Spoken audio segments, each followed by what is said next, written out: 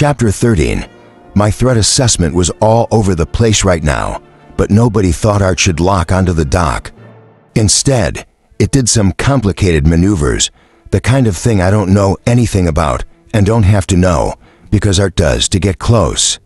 Me and the two humans, whose help I absolutely did not need, took evac suits over to an airlock. When we were near enough to see the pits and scarring on the dock's hull, I picked up its feed. It was dormant, but its sex system woke when I pinged it, and it asked for a Barash-Estranza entry code. The Explorer must have had codes for the old Adamantan system, or had just released Killware to take it down so they could upload their own. Whichever, this version of Doc's sex system was a recent upgrade, but something was wrong with its configuration, and it had put itself in standby mode. I was a little nervous, despite the fact that my walls are excellent and target control system had made no attempt to take me over, despite a lot of provocation, what with me trying to kill it and everything. But the fact that we still didn't know why Art had experienced that first critical shutdown was still making me hyper-paranoid. But at this point, the only thing I could do to find out if the Doc's sex system was compromised was get in there and look. So I did. The first thing it was a barrage of configuration errors. I couldn't tell if the Barash-Estranza crew had failed the install, or if something had tried to mess with it later. It made it a little harder to take control, not because it was trying to fight me, but because nothing worked right. In fact, it seemed pathetically glad somebody who knew what they were doing was here. I got control of its entry functions before we reached the lock and told it to let us in.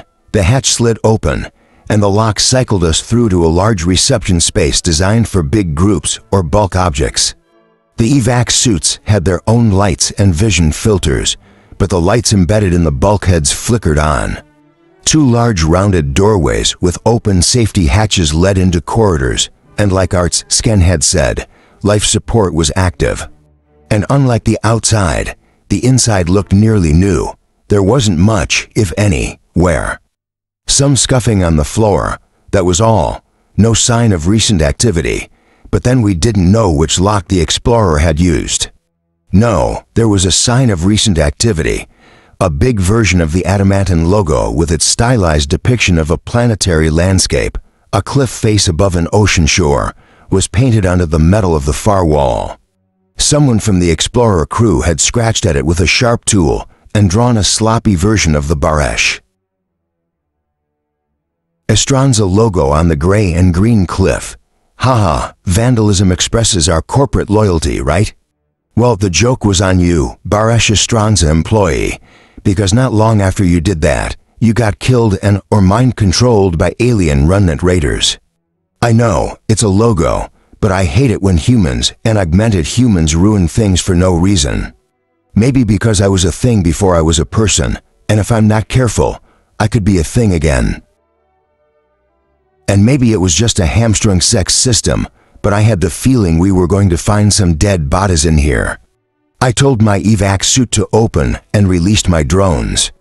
I only had 16 survivors after everything that had happened on Art, but that should be enough for a quick reconnaissance run through this area of the dock. They were also running one of the new codes I'd written. It would emit a field that any target drones would associate with the target's protective gear, if all the target drones operated the same basic way, which of course we had no idea. But it was worth a try.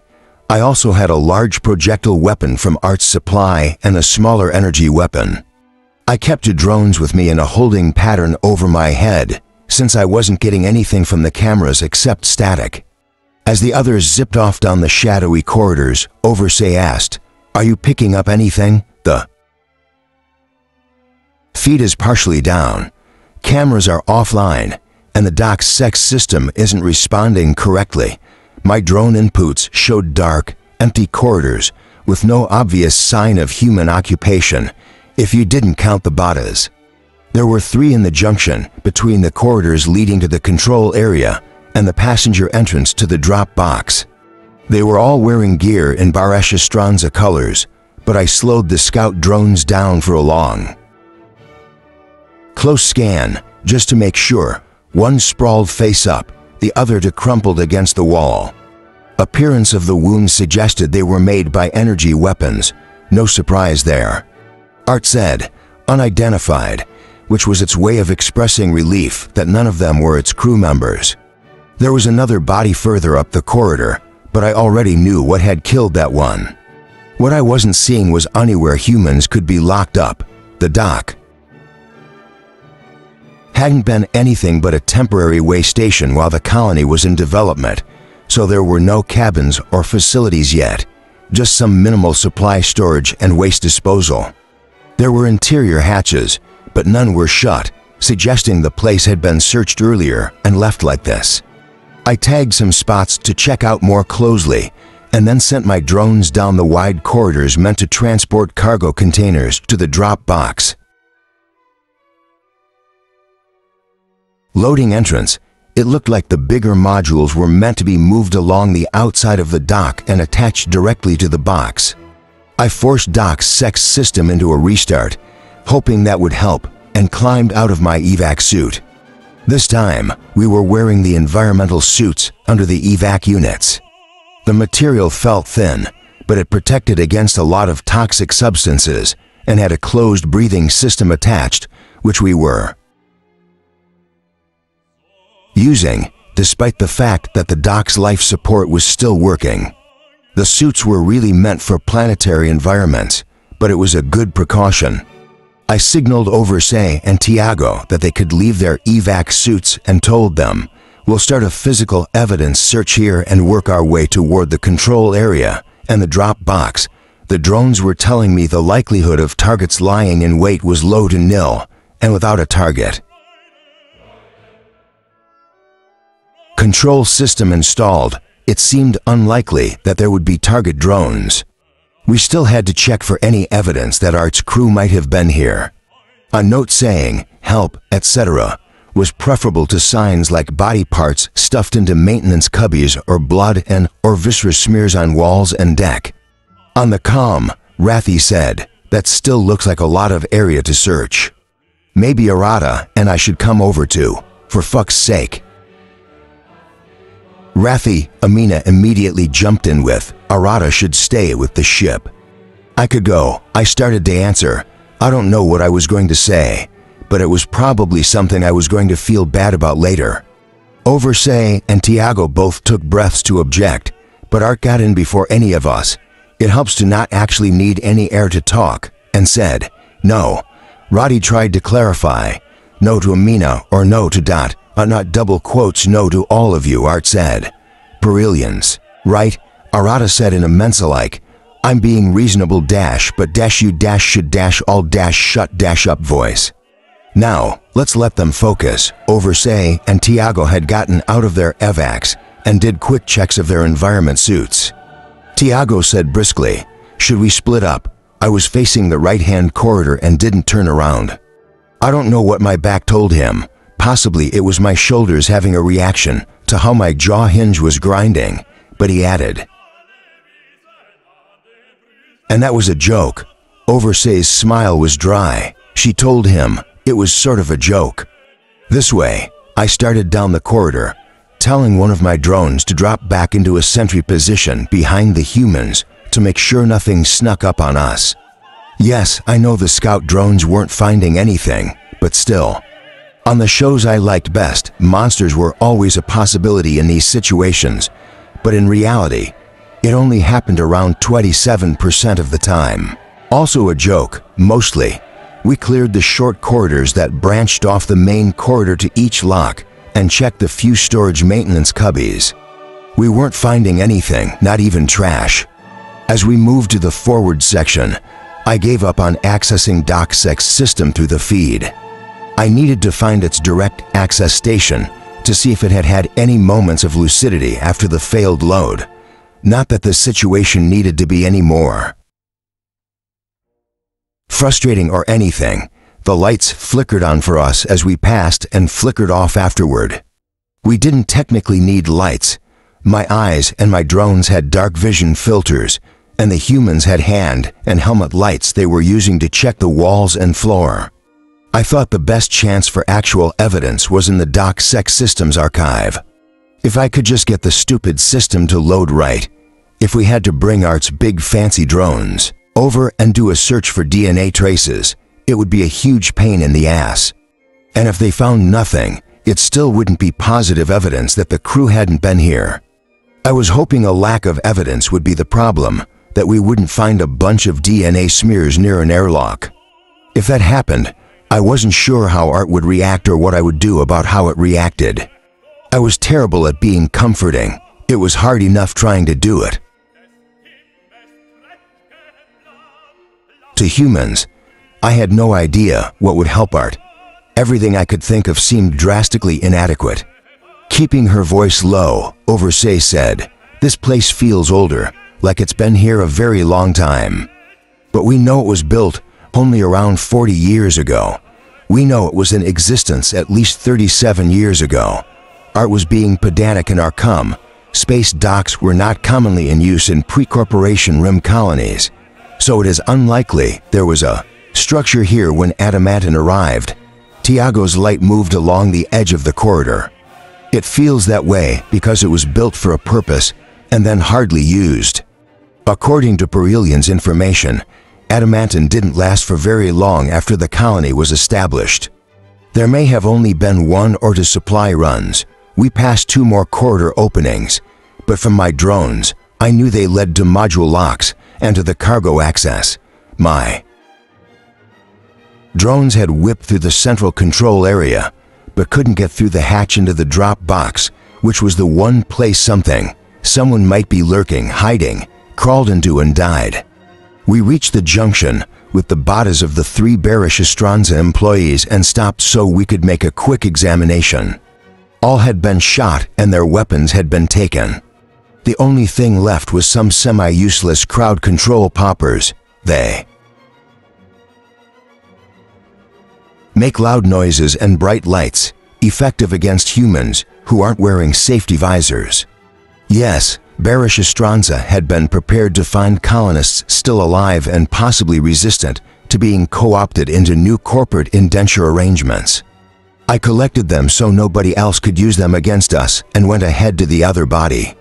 It was sprawled at the mouth of the accessway to the drop box loading corridor, face down, lying in a pool of dried fluid that had leaked out of the open faceplate. Art was writing my feed, but it didn't comment. I didn't think the humans had any idea what this body was. They had seen it on the raw drone video, but it was often hard for humans who couldn't read the data stream without a special interface to interpret. Oversay and Tiago finished and came up behind me. "We've reached the other body," Tiago reported to the others on the "It's in some kind of military suit. That's sec unit armor," Oversay corrected. Her helmet cam pointed to the right side of my face. "That's right, isn't it?" "Yes," I told her. The armor design was unfamiliar. From what Leonid had said, it was no surprise that Barish Estranza hadn't risked dealing with the company to get their sec units and had bought them elsewhere. I don't know why I cared about that, if I was afraid to run into company tech or what. It was all just strange, and whatever, I didn't like it. Tiago stepped closer, his light picking out details. From the position, the sec unit had been either heading away from the control area or the drop box foyer, but that was irrelevant. I knew what must have happened to it after the humans died, and it might have been pacing or running randomly around the dock. On the Irata asked, "Was it killed by the targets?" "Yes, that was a dumb question," which is how I knew Art had told her to ask it. It wanted me to tell the humans what they were looking at, because it thought I should say it aloud, and because it wanted them to understand this. And, I don't even know why I hadn't yet. I said, no, it still had its weapon, because it had been alive when the targets left, and even with it helpless, they had been just a little too afraid to try to take it away. The armor looked salvageable from the outside, but I'd have to scrape the body out to tell.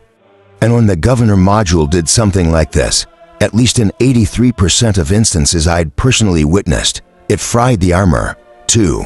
It was ordered to stand down by one of its clients, then left here. The cum was quiet for 14 seconds. But how did it die? Amina asked in a small voice. Oh wait, now I know why I hadn't wanted to talk about this. Art interposed, Sec. Units have a distance limit imposed by the contract owner. It's variable, but if this Sec unit's clients were taken away in the Explorer or sent to the planet ... it would have been in violation, with no way to remedy the situation. Its governor module killed it. Oh no, Roddy muttered. I knew that happened, but ... double quotes. Tiago shook his head. So it was ordered to do nothing, and then just left here to ... how is that rational? Arata burst out, forgetting she was technically in charge and supposed to be all sensible and restrained. To have a kill switch on the one person who might be able to rescue you if you're taken prisoner. It's a function of the governor module itself, I explained. The hub system or designated supervisor could override, but they weren't here. What about the ... Tiago made a gesture back toward the dead humans. Dead clients don't count. Otherwise, you could just kill one and carry them around with you. Okay, for real, that wouldn't work. The governor module wasn't nearly as sophisticated as a hub system, but even it could have figured that one out.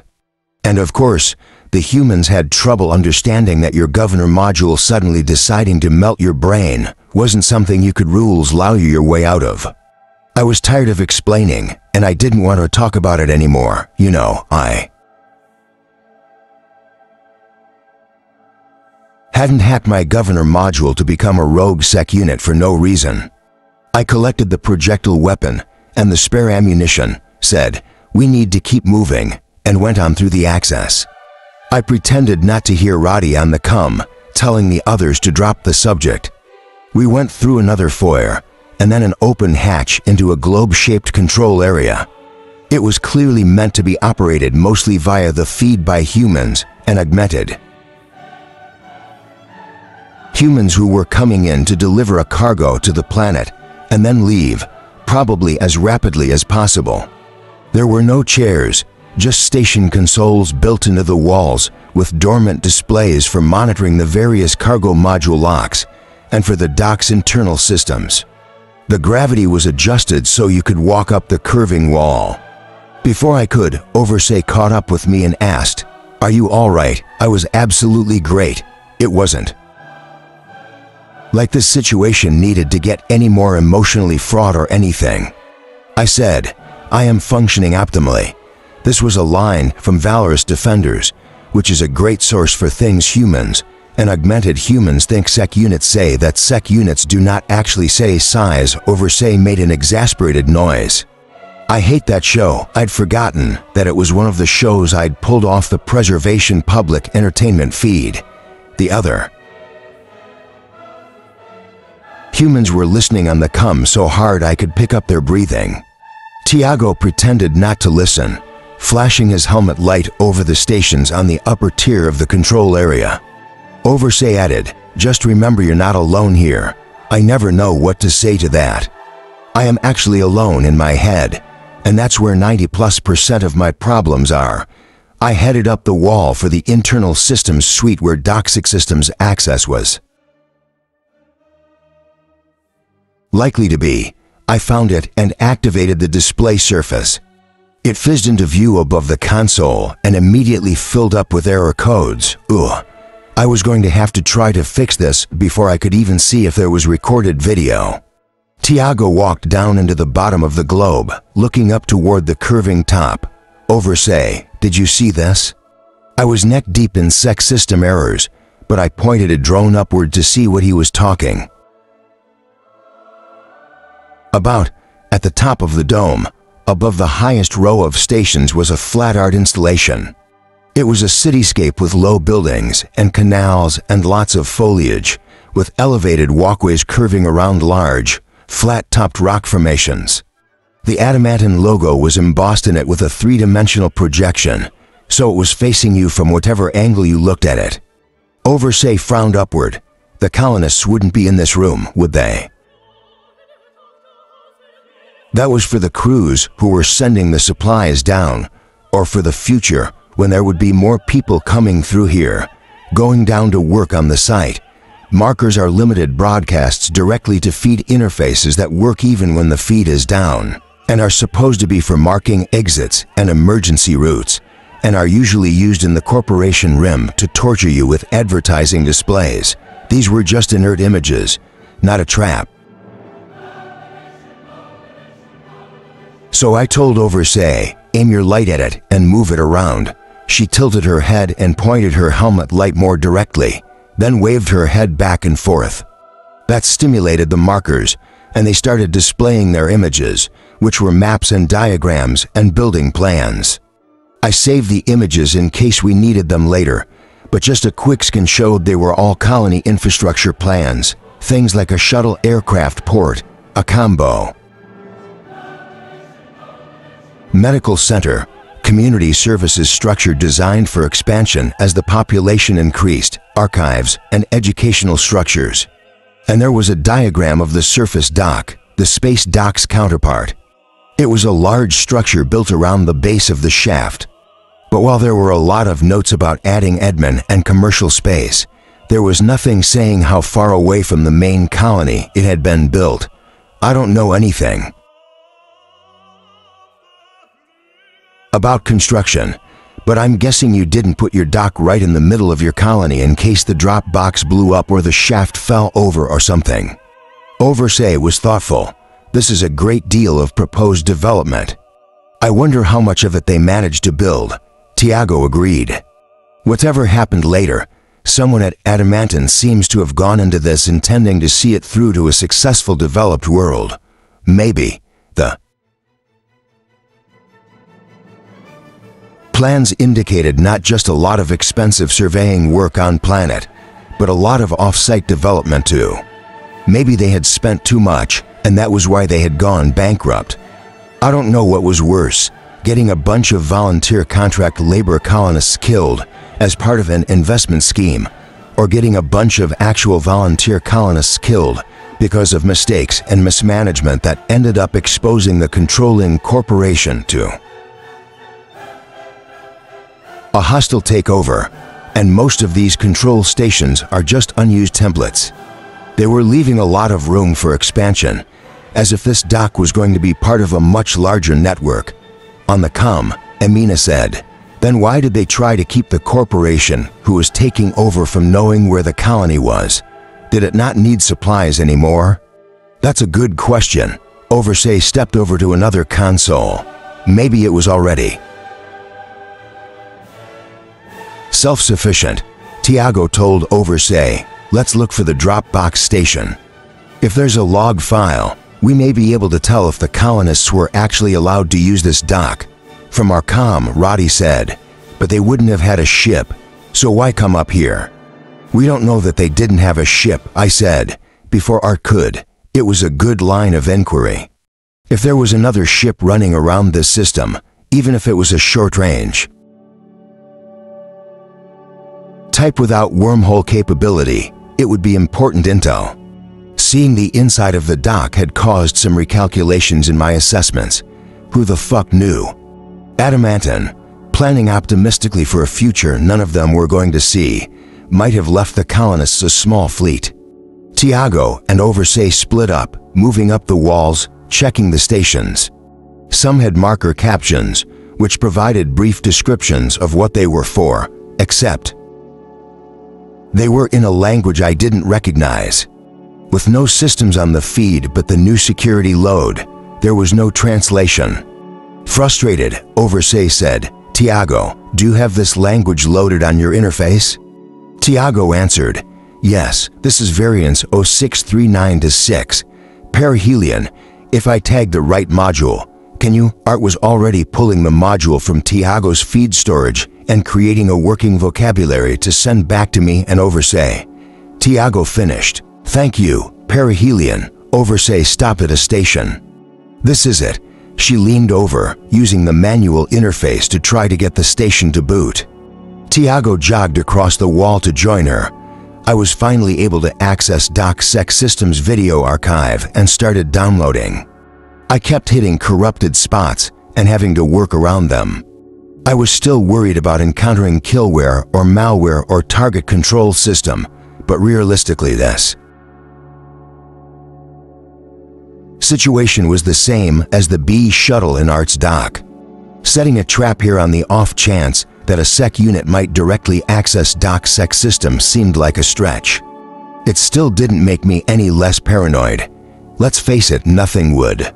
And the targets had reasons not to be too worried about sec units. They had seen the Barashastranza sec units ordered to stand down, made helpless by the governor modules. Oversay said, sec unit.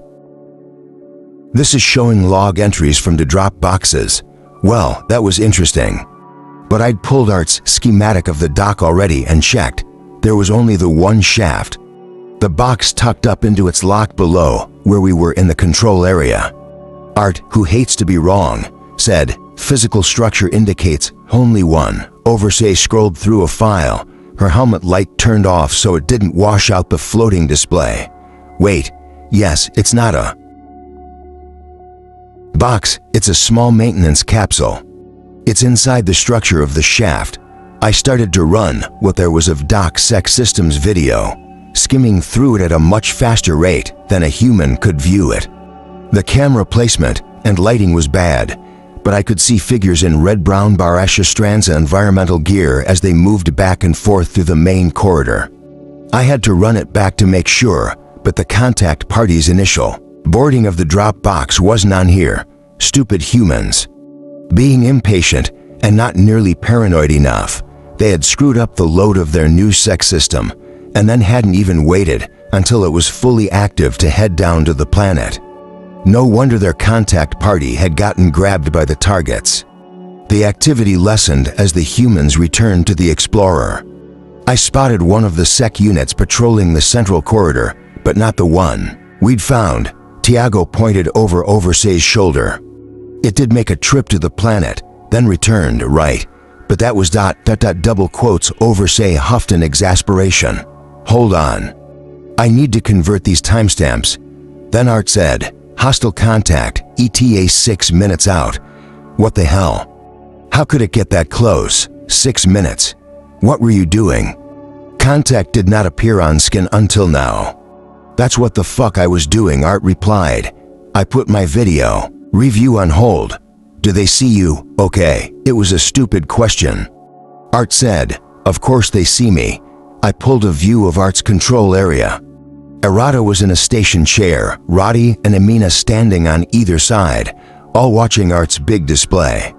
Art was annotating the displays in the feed so it wasn't just a mash of numbers and lines and colors. Frustrated, Errata said, something blocked Perilian's ability to scan the Explorer. I bet we're dealing with more alien remnant technology. It's probable, Art said.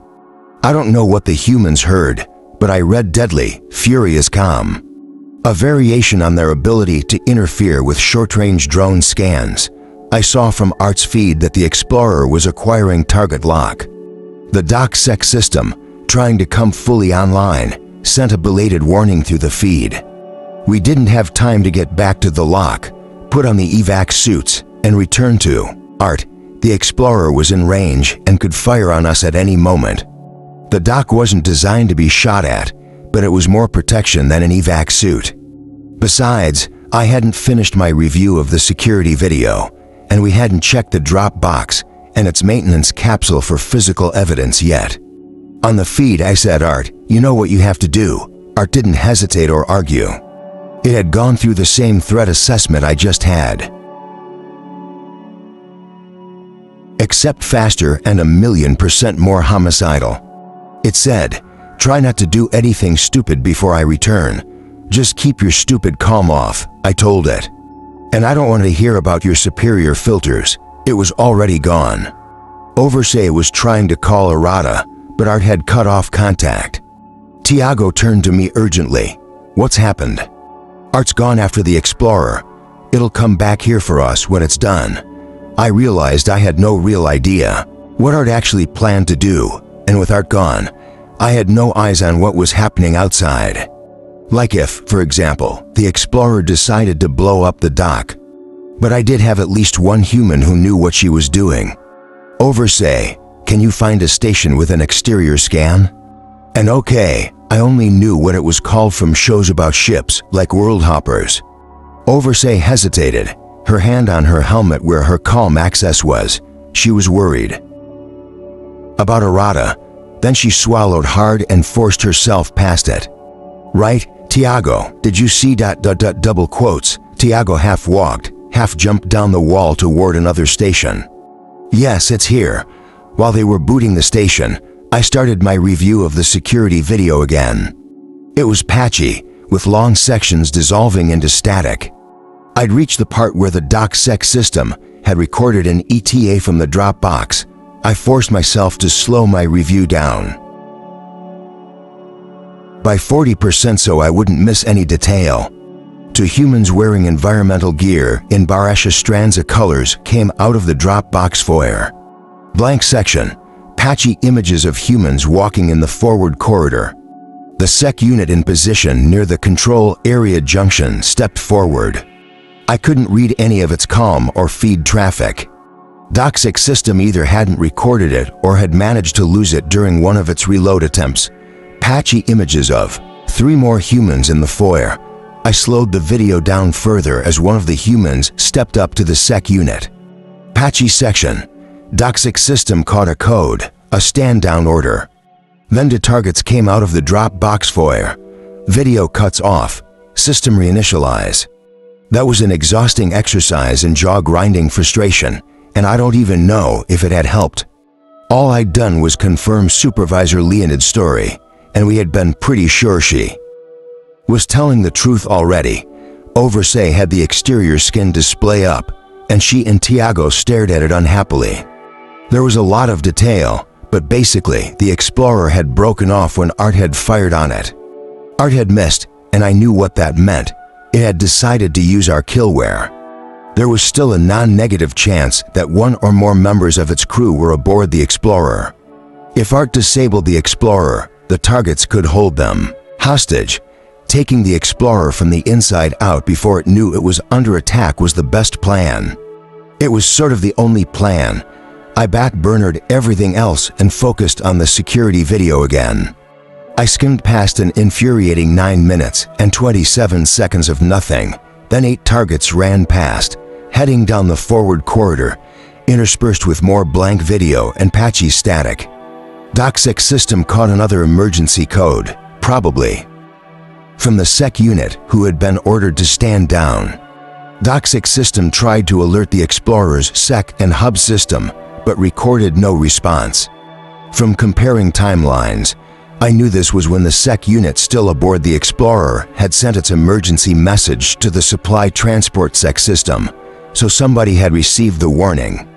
Tiago and Oversay were still talking, worried, as I skipped past restarts and hours of empty corridors and what was at least a several cycle gap in the timeline. There probably wasn't anything else useful on here, but I had to review it to the end to be certain. Then the static cleared, and I saw a glimpse of a blue uniform passing out of frame. Oversay said, "What is it, sec unit?" I realized I had abruptly stepped back from the station. Oversay sounded worried, and I knew how she felt about being out of contact with Arata, but I was almost completely focused on the video now, and my buffer said, "Please stand by. I need to verify an alert." I slowed the video down, running it forward on one input while trying to pull coherent images from the static burst on the other.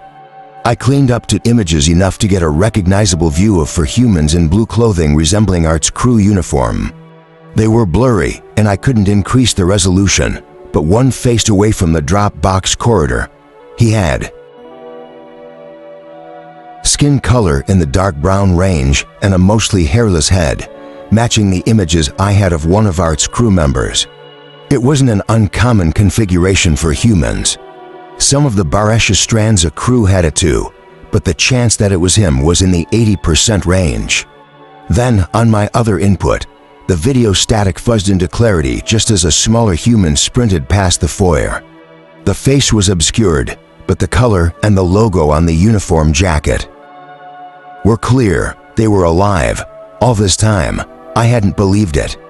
I'd been humoring Art, not really admitting it to myself, not wanting to think about how I was going to handle it when we found evidence its crew was dead, or if we found nothing at all and it faced the choice of staying in this system forever looking for them or returning to its base alone. But they were alive, or at least 5 of them were, and 5 were better than none, and from the desperate running, they were escaping. I just hoped they'd made it out. Oversay had folded her arms, which was awkward in the Enviro suit, so she unfolded them. Tiago asked her, "Why did it sound like that?"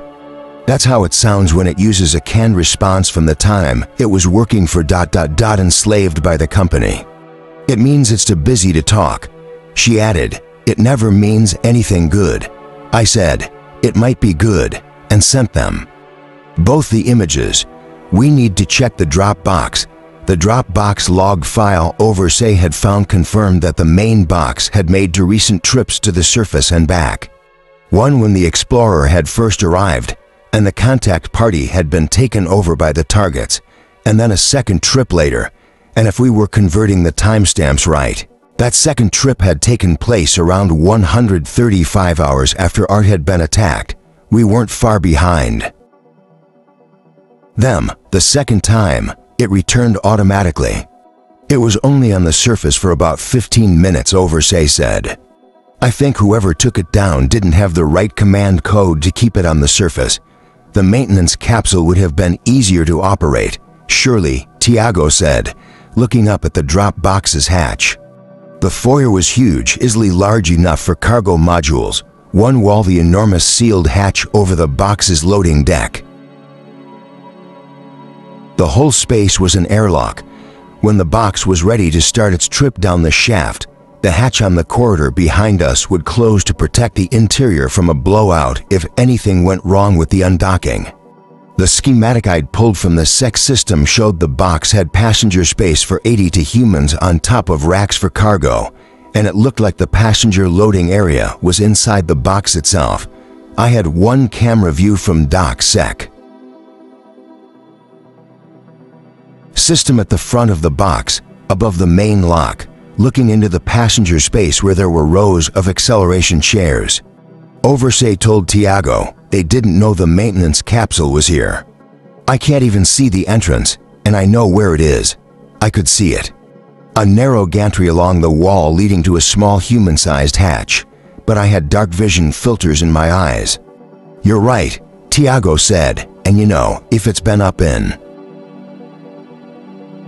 the dock the whole time, the targets might not realize it's here either. Huh, Tiago called them targets. The rudimentary launch system chimed and sent a graphic into the feed showing the pressure and life support level inside the drop box was now normal, and the hatch was ready to open. Get clear, I told the humans, and they headed for the doorway at the back of the chamber. Once they were there, I told the launch system to open the box. The giant hatch started to slide up, the burp of released air not making it past the extra safety of the air barrier, another precaution against a potential blowout. Wow, this thing was slow, and it had taken 7 minutes to get the box ready to open. Art's crew had either been able to hold the targets off while they waited for the box to get ready for launch, or the box had already been pressurized and waiting to go, which implied they had help from someone. Gasps or the targets had caught them and killed them, and they were all lying dead just inside the box where the camera view didn't reach, but I really hoped not. The hatch slowly revealed a dark space of empty cargo racks, then a set of stairs climbing to the passenger platform. Lights blinked on up in the passenger area where the seats were. I sent my drones in to check for anything lurking, though threat assessment was low. Look, if they were space monsters, they probably wouldn't need a pressurized environment, right? They didn't in Timestream Defender's Orion. My drones didn't turn up anything in the initial pass, so I sent them on a second slower run, tapped the humans on the feed, and walked in. There was a slight sense of pressure when I passed through the air barrier. Its presence sort of did fit in with Oversee's theory that Adamantin had planned on the colony actually succeeding. Air barriers were an expensive safety feature for stations, only used when you expected a lot of passenger traffic. Oversee and Tiago caught up with me as I scanned the area around the stairs, and then started up. The box had artificial gravity, just like a transport, so I guess humans could have ridden down in the cargo area. But if I was trying to escape in a drop box, I would have headed for the acceleration chairs. Just on the general principle that they had to be there for a good reason. I thought Art's humans would have to. On the third step down from the top, I found blood drops. They could have been from the bearish Estranza contact party, but I had a feeling. I sent the camera image to the humans and continued up to the platform. Tiago paused to pull out a little sample collector and scrape the blood off the step. He told Oversee, "Perihelion should have samples of their DNA to match, but ... he made a gesture. Oversee's mouth was a thin line. Hopefully we won't have to. She meant hopefully we'd be able to find them alive. Ooh, my humans are optimists. But this was the first time we had a real trail of evidence to follow. And right now, it was hard to cling to the comfort of bitterness and pessimism. As I reached the passenger platform, I saw it curved around on top of the cargo racks. In the first row of seats, I found more blood spotted on the upholstery and the safety straps, like humans had rushed in here and flung themselves into the seats. No sign of badas or pools of blood, no sign of energy weapon damage. Reports from the drone's slow scouting pass were coming back negative. Tiago put his sampling gear away. He looked from the unresponsive side of my EnviroSuit helmet to Oversee and said, "They must have gone down to the planet. I think our next step is obvious." Obvious, Oversee admitted, but maybe not very smart. It was kind of obvious. The dock had a calm system linked to the planet, but the only people likely to be on the other end were the targets. There was no way to contact Art's crew, except by going down there. I had two choices. 1, go down to the surface alone, leaving the humans here, where the targets could return, or some unknown factor could randomly appear and kill them, and then Mensa and Arata would never speak to me again, which might not be a factor if I never got off the planet. 2, take the humans with me where I could get them killed or die with them. 3, sit here until the Explorer destroyed, captured Art, and returned, or Art destroyed, captured the Explorer, and returned, in which case I would still need to go to the surface anyway, possibly with even more humans trying to butt in and come with me so they could get killed too. 3. That was 3 choices. When you put it like that, option 2 was looking pretty good. Oversee and Tiago watch me. I said, "Threat assessment is." I checked it. Never mind. Oversee did her version of one of Arata's rueful eye-squinting expressions. Arata will think I'm trying to get back at her for going to talk to those corporate predators on the supply. Transport. Tiago patted her shoulder. "Tell her you were the voice of reason, but you were outvoted. Are we doing this?" Oversee asked me. "Because I think we need to." Yeah, I thought we needed to too, but not via the giant drop box. I said, "Yes, but we're going to be sneaky about it." While I went to get our evac suits, Oversee checked over the maintenance capsule, running its diagnostics and making sure it was still in operational condition. It hadn't been used in 37 corporation standard years, but everything showed it was still functional. It was tiny next to the drop box, about the size of one of Art's shuttles, with 10 padded chairs lining the bulkheads on the top platform, and then 3 levels of small securable storage racks below, and a selection of unused tools for shaft and drop box maintenance. Since the targets hadn't been using it, I was hoping they had forgotten it existed if they had ever known about it.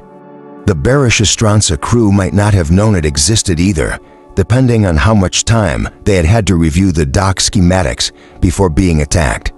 Whatever, it was better than trying to make a sneak approach in a gigantic drop box that probably arrived on the surface with automated warning sirens. And considering the effort Adamantin had put into branding this place, possibly its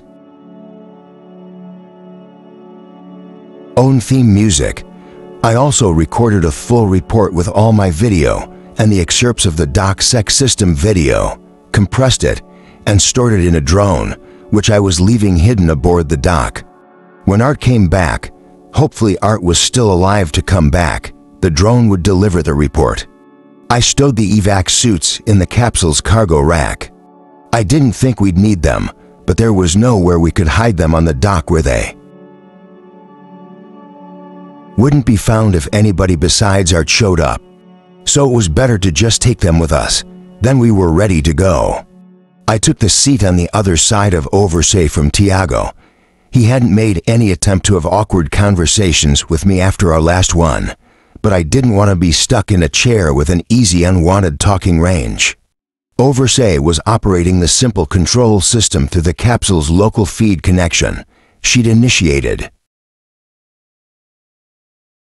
the pulse to check the shaft, and it had come back clear. Seals are good. We're ready for drop. She took a deep breath and added, "Technically, this is safer than landing a shuttle." Technically, Tiago agreed evenly, holding onto the arms of his chair. Whatever. I started episode 241 of the Rise and Fall of Sanctuary Moon, as Oversay said. Drop initiated. Help me. File excerpt 4. There had to be a handler on station. The two augmented humans Grey Chris had sent to kill Dr. Mensa had been less sentient than Hollerbots. Somebody had kept them drugged and docile, waiting for the right moment for deployment. Station security had called in all off-duty personnel, and most hadn't stopped to put on uniforms. I found one big enough guarding the concourse entrance to the council offices and borrowed a jacket so I could hide my giant stab wound. I let the officer think I needed the jacket to get to medical without drawing attention, but I was actually taking the quick route along the main concourse and the mall back to the port. Activity hadn't returned to normal. There were lots of humans and augmented humans and bots clustering together in public areas, waiting for announcements. They knew something had happened. Station security doesn't sprint through the concourse screaming at everyone to get out of the way unless something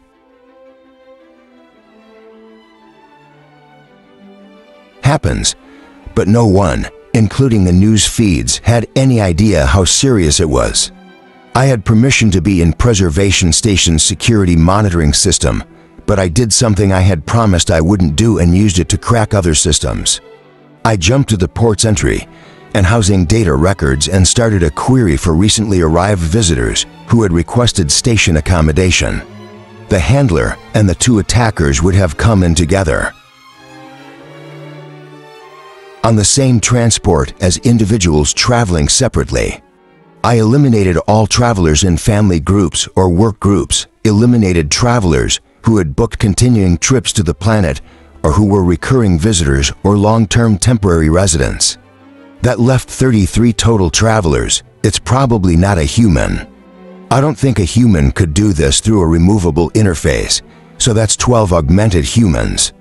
Preservation doesn't have more than minimal camera surveillance of the port, but they collect image scans and ID info from passengers arriving from outside the system. I pulled the files and flicked through the photos of the 12 possibles. Threat assessment, taking in a number of factors, including the suspiciously detailed travel history which had been offered without anybody asking for it, picked number 5. By the time I got there, the reservation system showed that Hostile 5 had switched his transit status from indeterminate to soonest available. Yeah, that's you all right. There were no cameras in the corridors or rooms of the port housing block. Registration was via kiosk, and the bot that took care of the area wasn't around because preservation work regulations mandate stupid regular rest periods, even for bots. Drones couldn't get in while Hostel 5's room door was sealed, and I needed to do this before any bystanders came down the corridor. The transient housing on Preservation Station was free to short-term visitors. Anyone who was here to work or to request permanent status, literally anybody, could wander in here. Several groups of humans saw me walk through the foyer, but none were port staff who might recognize me. I had to stand in the corridor and pretend to be having a conversation on the feed until yet another group of humans cleared out. Then I went to Hostel 5's door and told the feed to send a visitor alert to its occupant and a notice that station security wanted to enter. I could force it open from the outside, but this was faster. This could have gone a number of ways, but the fact that he had changed his booking told me he thought he had a chance to get out alive, so he probably wasn't in there with an explosive device or anything. Probably. The door slid open and I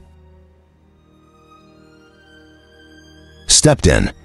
He stood against the wall on the right side and tried to stab me in the neck with an inert blade, probably the only weapon he could be sure to smuggle past port detectors. I put my hand up, the blade lodged in my palm, and I twisted it away from him. And then he tried to hit me, and I punched him in the face. He hit the floor, still breathing through a broken nose but unconscious, and I stood there. I had come here to kill him, and I really should do that. The station had gone on blackout as soon as I had triggered the first alarm, putting all outside activity on hold so no messages would be carried on departing transports. But the best way to make sure Grey Chris never found out how close they had come to succeeding was to kill him. I'd come here meaning to kill him, covering my tracks along the way, but now I was just standing here. Oh, this was hard. I pulled the knife out of my hand and put my face against the cool surface of the wall. In the corporation room, transients were lucky to be able to pay for tubes to sleep in, tubes that were slightly less comfortable than the crates used to ship sec units to contracts. Here on Preservation Station, they got a whole room with a bed, a chair, and a work table, and a bathroom cubby, and a floating display surface for the feeds. His was showing the local news.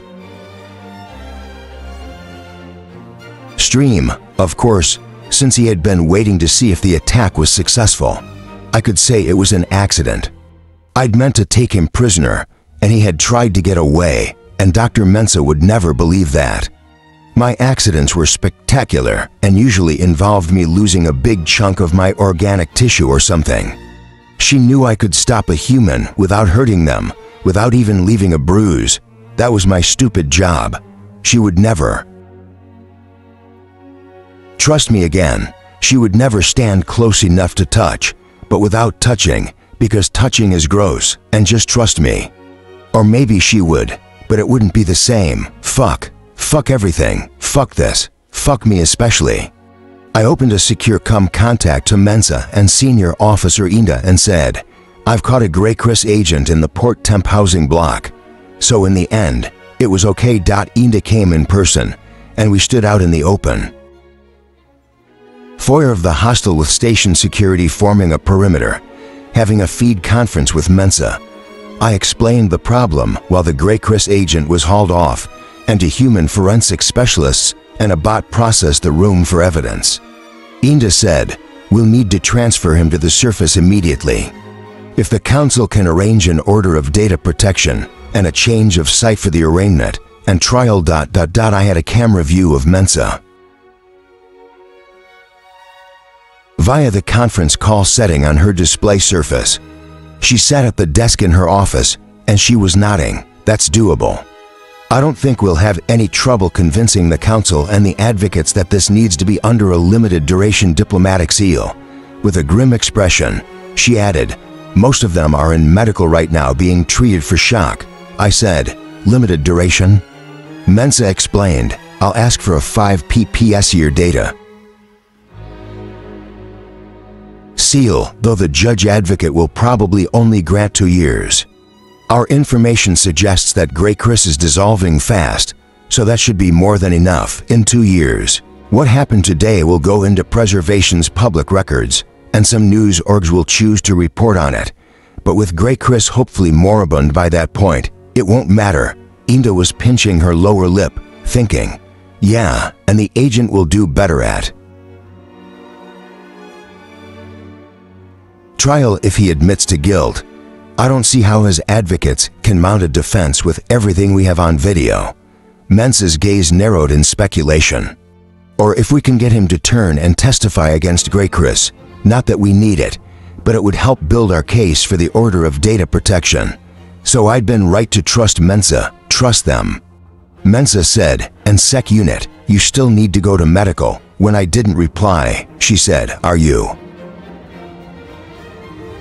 All right, I said, I just really like you. Not in a weird way. I like you too, Mensa said. Senior Inda, can you make sure Sec Unit goes immediately to Station Medical? Copy, I'll take it there myself, Inda replied. She made shooing motions at me. Come on, let's move. Addendum, I'm letting you see all this because I want you to know what I am and what I can do. I want you to know who Target Control System is fucking with right now. I want you to know if you help me, I'll help you, and that you can trust me.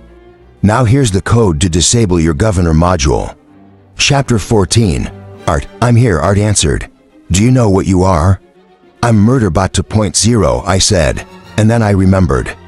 Oh, right, it was disorienting, not being able to hear or see anything, and none of my inputs were receiving. It was like when I had uploaded myself to the company gunship systems to help the bot pilot during the sentient killware attack, except that time it had been like the ship was my body, which I was sharing with a friendly bot pilot, and this time it was like I was stuck in a storage cubby. Also this time, I was the sentient killware. This is weird. Suddenly, I had a video input. It was Amina's anxious face peering up into one of Art's secret cameras. I had found the secret cameras annoying at one point, but I couldn't remember why, so I had access to some parts of my memory archive, but not others. Oh, shit, my media. No, wait, I had access to some of it. In my storage cubby, which was actually a relatively tiny partition of Art's archives, I found some of my most recently used files, mostly episodes of The Rise and Fall of Sanctuary Moon, and Timestream Defenders Orion, and Art's favorite episode of World Hoppers. Plus there was a download of my current, active memory, which was basically everything that I needed quick access to. As killware, my onboard storage space would be limited, and I remember Art and me version 1.0 had been a little worried I'd forget who I was and start randomly attacking stuff. Yeah, I was a little worried about that too. Amina was saying, hey, are you there? Can you see me? After 3 seconds of fumbling around, I found how to access Art's local feed and come and sent to her, hi Amina. Yes, I can see you. Amina didn't look happy. How do you feel? Are you all right? I could tell Art was talking to her, though I couldn't find the right channel in time to listen in. Amina added, okay, Art, okay. Sec Unit, Art says you have to leave now. Be careful, okay? I lost Amina's video input as Art said, I'm in pursuit of the Baresha Stranza Explorer. They are attempting to make contact, which I am refusing. It sent me a compressed report of its recent statuses. So other me, Oversay, and Tiago were on the space dock. Not ideal. Art continued, it's obvious they intend to threaten my crew again and force me to reinstall Target Control System. But I can use their outgoing connection to send you to their system. There was a 1/10 of a second's hesitation. Are you ready to deploy? Do you understand the directive? Obviously some things had happened since Art had pulled my copy. And Art was right. It couldn't risk a contact even to get intel. If the targets managed to deliver the threat to kill Art's crew, it would put them in control of the situation, and we had to avoid that any way we could. I said, I'm not actually a human baby, Art. I remember the fucking directive. I helped write it. You're not making this any easier, Art said. You can either have an existential crisis or get your crew back, Art. Pick one, Art said. Prepare for deployment. This was tricky, since once I arrived via COM, I'd have to hack into the Explorer's feed. If the Explorer was using a filter with properties we hadn't accounted for, or if it used the brief contact to deliver another viral attack to Art, we could be in trouble. I was expecting to feel something, like a sense of motion, or to see light streaking by. That's what would have happened on a show. I need to get this over with fast.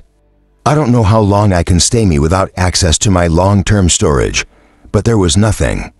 Then abruptly my existence was all COM code. The suddenness of it shocked me. Then I realized this was it. I needed to get moving.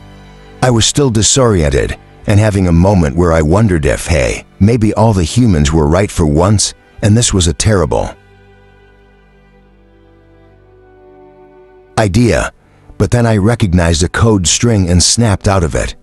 I was on board the Explorer in the COM system's receiving buffer.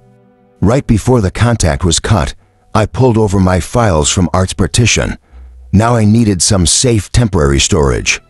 I used the protocols and proprietary code I'd pulled off the supply transport to put together headers for a test message packet, the kind a COM system would send internally to make sure all the connections were active. To the security system, it looked like a locally generated message, and I used it to slip me and my files through the filters.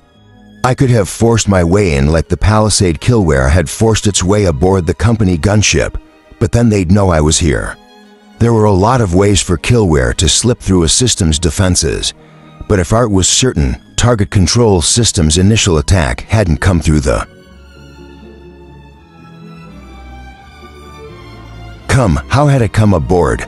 Now that I was in, I hit the sex system first. Something, presumably target control system, had wiped it down to the barely functional level. All its archived video and audio deleted. Think of it like finding yourself in a deserted transit ring, giant echoing embarkation halls, and a mall with places for hostels and shops and offices. But all of it empty, or not. I was software, so it really didn't look like that at all. I disguised myself as one of Sex Systems' maintenance processes and made a partition for my files. I fortified it, and that made me feel a little more secure. If I did start forgetting who I was, I could come back here to remember. Before I started tearing shit up, I needed to 1. Get intel. 2. Find out if Art's crew were here. 3. Then figure out a plan to get them out. Yeah, I thought step 3 was going to be the tough one too. I had eyes now, the Sex Systems cameras. Barish Estranza's setup wasn't quite as physical privacy breeds trouble as my ex-owner bond company, but they were close. Flicking through the different views, I realized I was having trouble handling the influx of data and interpreting the images, even though I was borrowing processing space from the Sex System. Apparently, the organic parts of my brain were doing a lot more heavy lifting than I gave them credit for, but a lot of the camera inputs I could temporarily drop because they were showing me unoccupied cabins and corridors. I noted damaged hatches, bulkheads with signs of energy weapon impacts. The medical section had a dead target lying on the platform. It had been shot messily, at least 3 times in the face and chest, very unprofessional. I checked the main locked foyer and found more dead bodies to target, the others all dead. Humans in Barish Estranza livery, and 1 armored sec unit with its head blown off.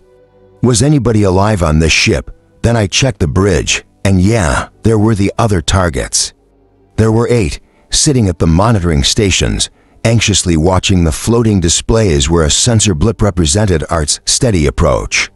They were much the same as our targets, except currently less dead, with the gray skin and skinny bodies. But while the others wore the full protective suits and helmets, 1 wore more casual human clothing, dark green, black pants and jacket, and a black shirt with a collar. Their shoes had heavy treads, designed for rough planetary terrain. Their hair looked more normal too, reddish-brown and tight curls, cut close to the head. They murmured something to another target, then picked up the same kind of solid-state tablet our targets had used. I felt something on the edge of Sex System's connection with the rest of the ship, something strange and familiar at the same time. Target control system was here. I wouldn't have much more time for gathering intel, so I went back to the cameras. I checked the lower crew quarters, finding more dead Bearish Estranza crew, more signs of a firefight, and 2 more dead targets. Then I found a large recreational lounge with 7 inert human occupants. They had been dumped inside, sprawled on the floor or the couches, in positions humans wouldn't have remained in voluntarily. With no drones, I couldn't get additional angles, but I could get close-up views from the camera. They all seemed to be breathing, just unconscious. No, wait. I spotted some faint muscle movement, eyelid twitches. They didn't look like humans who were asleep. Drugs would do this. Also, stasis fields used for crowd control. Implants, like the ones used on Electra and Ross, might do it too.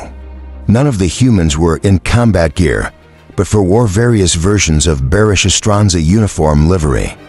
The other 3, one wore a blue jacket, but the way he was curled against the wall, I couldn't see if it had the right logo. The other 2 were in casual clothing, one in the loose pants and t-shirt humans wore to exercise. They didn't look like corporate employees on the job. They looked like the crew of a ship that did deep space mapping and teaching, with the occasional cargo run or corporate colony liberation on the side, like they hadn't expected to leave their ship and had been caught by surprise. I collected what data I could and ran a quick query in my stolen storage space, checking it against the identifying information I had for Art's crew, trying to match weight, height, hair, skin combos. Result, an 80% chance that I was looking at Martin, Kareem, and Turi. But where were the others? I wasn't finding any other non-dead humans on board.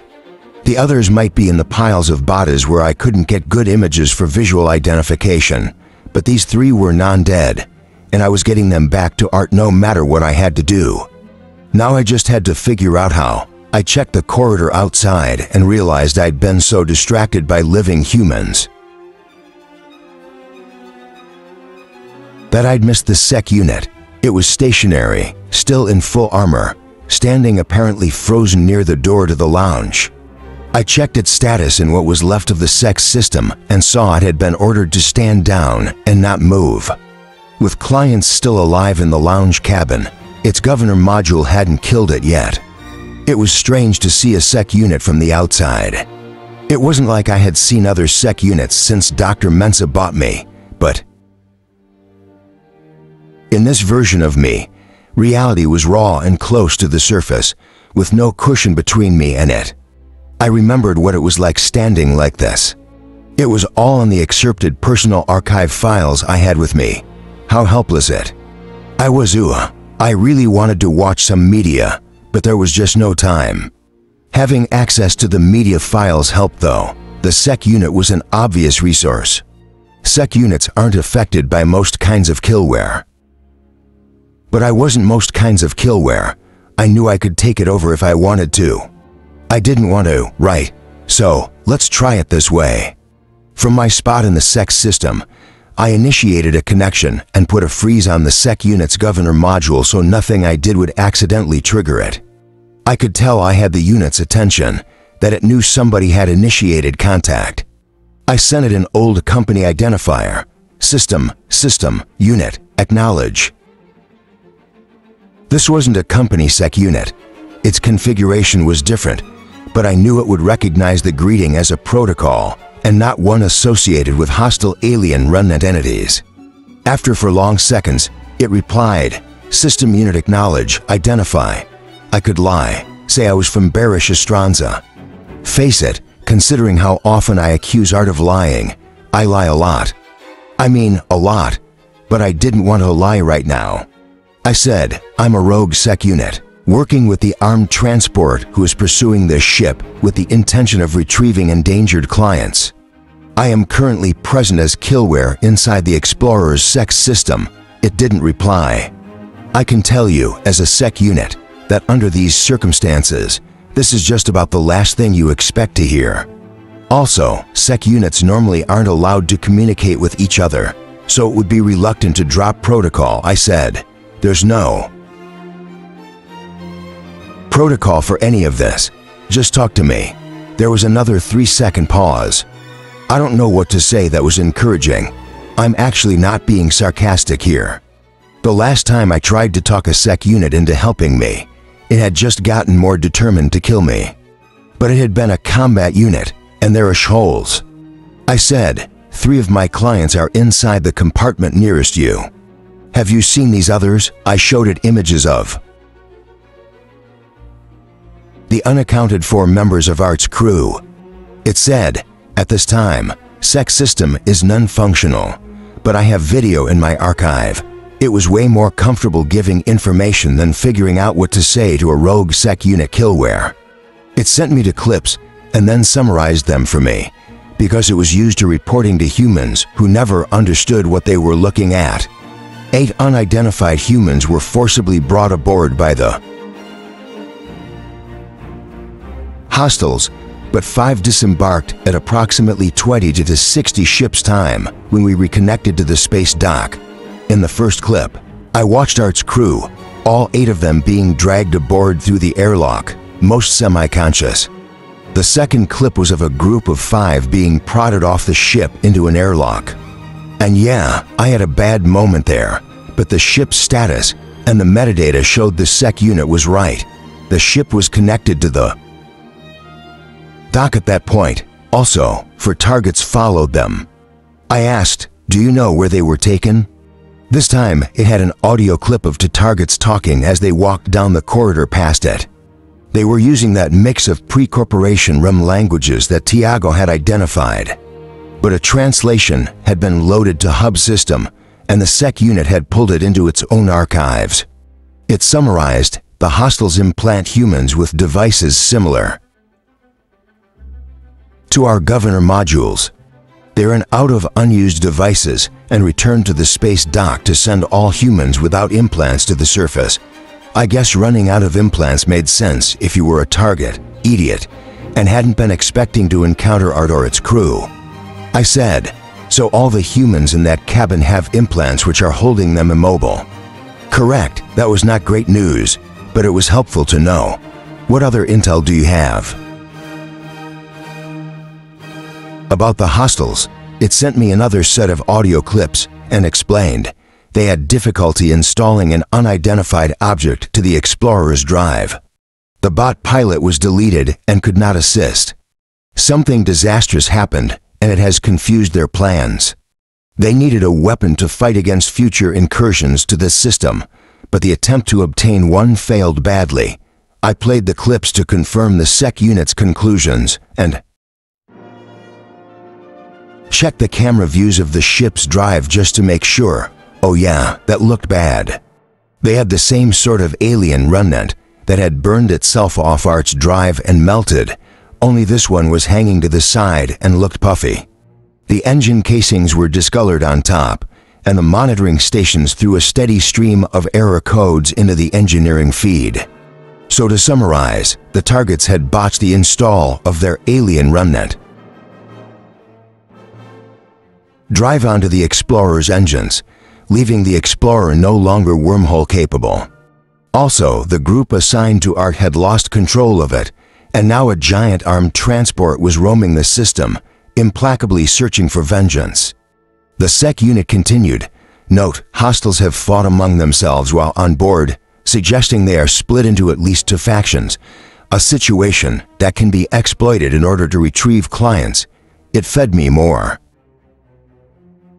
info, mostly conversations picked up in corridors and the bridge via sec systems cameras. I agreed with the analysis. It looked like there were different factions in the target's leadership with different goals. One group didn't know what to do, how to follow their plan, until they got Art back. Another group, possibly still on the surface, wanted to cut their losses and do something else. I said, they keep talking about spreading something to other humans. Are they referencing the alien remnant contamination? The sec unit said, I'm sorry, I don't have that information. We'd always thought that somehow the implants, even though they seemed like boring old human tech, were connected to alien remnant contamination. This sure didn't disprove that theory, but I still needed more intel. The sec unit said, query, do you have intel on sec unit 2's position, situation? I had a bad feeling I knew the answer to that question. What was sec unit 2's last contact? Last contact was on space dock with the client tactical squad. Contact was lost. SEC Unit 1 was destroyed when the hostiles breached the hatch. It hesitated 1.2 seconds and added, I am Sec Unit 3. I really wanted to lie. I'd seen that Sec Unit in Art's status update before I deployed, but I wanted it to trust me, so I had to tell it the truth. I said, the targets left Sec Unit 2 on the space dock after forcing one of your clients to order a stand down and freeze. It was killed by its governor module. It didn't respond. Then it said, thank you for that information. I had one of the mostly dead sec systems inputs monitoring the bridge and had picked up a brief conversation. Running it through the translation module told me it was a discussion about how to make engine failure look convincing. The targets couldn't contact Art to tell it about the hostages, so they wanted Art to catch the Explorer and dock with it. That way they could use its crew to force it to surrender. I asked Sec Unit 3, is the shuttle's bot pilot still active? I hadn't been able to find it, but maybe it was hiding. It was destroyed, but I have a piloting module. It added, it's not very good. That it was willing to admit that to me was a good sign. If I can free the humans, can you get them into the shuttle and away? The transport following us will pick you up. This was hard to ask. Trusting other sec units was impossible when you knew humans could order them to do anything. Trusting a sec unit another rogue sec unit was trying to make into a rogue was worse, even if you were one of the rogues involved. I was glad my threat assessment module was back in my body, because it would have metaphorically shit itself. It didn't respond, and I said, will you help me retrieve the humans? My governor module is holding me in stand down and freeze mode, it said, still polite, and not pointing out the fact that I should know it would move if it could, and how teeth-grittingly obvious that was. I'd been investigating possibilities with the sec system, trying to see if I could make it override the governor module and rescind the order. I'd have to do a restart and reload first, and there was no way to do that surreptitiously. Target control system would know something. Somebody was in the system. Also, taking orders from, making friends with a rogue sec unit killware definitely fell under the category of stuff sec units are not allowed to do, and the governor module might fry it anyway. That left only one option, and me trying to gently hint about it wasn't working. I can disable your governor module, I said. I am not good at this kind of thing. Even Mensa was not good at this kind of thing, considering what happened when she bought me. I just knew it had to be Sec Unit 3's decision. I'll do that whether you help me or not, but that was too much, too soon, and I knew that as soon as I said it. It gave me a stock answer from its buffer. I don't have that information, right? I wouldn't have been eager to believe me either. I needed a different approach. We didn't have time for me to show it 35,000 hours of media, and I didn't have access to my long-term storage anyway. And that had worked on me, but I knew I was weird, even for a sec unit. Maybe it would trust me more if it knew me better. I pulled some recent memories from the files I'd brought with me, edited them together, and added one helpful code bundle at the end. Call on, send help me. File call on, read this. It accepted the file, but didn't respond. I switched my awareness back to the unfamiliar channels woven through the ship's systems. Most of the standard architecture had been overwritten. I was cautious because, as far as I could tell, Target Control System didn't know I was here yet. I left a few code bundles in strategic places, including the set of 12 target drones waiting in standby near the main hatch. I checked the bridge control systems and found the code they had used to mask their approach from Art's scans. Art was right. It was similar to the code that had protected the targets from my drones, and not nearly as effective as the physical shielding the target drones used. I altered a few key parameters to keep the targets from using it on the ship again. I knew had strong evidence for the fact that the targets had activated Aletra's and Ross's implants. Via the solid-state screen that was similar to the one in use in the Explorer's bridge. If it was using the implants to keep the humans immobile, there should be an active connection. But I was going to have to get uncomfortably close to Target Control System, whose existence on this Explorer was so far mostly theoretical. If mostly theoretical meant tripping over the huge path of destruction where it had slammed through the ship's systems, I knew which channel the solid-state screen had used on board Art and checked it first. There they were, 7 connections. Now, I had to do this without killing any of the humans.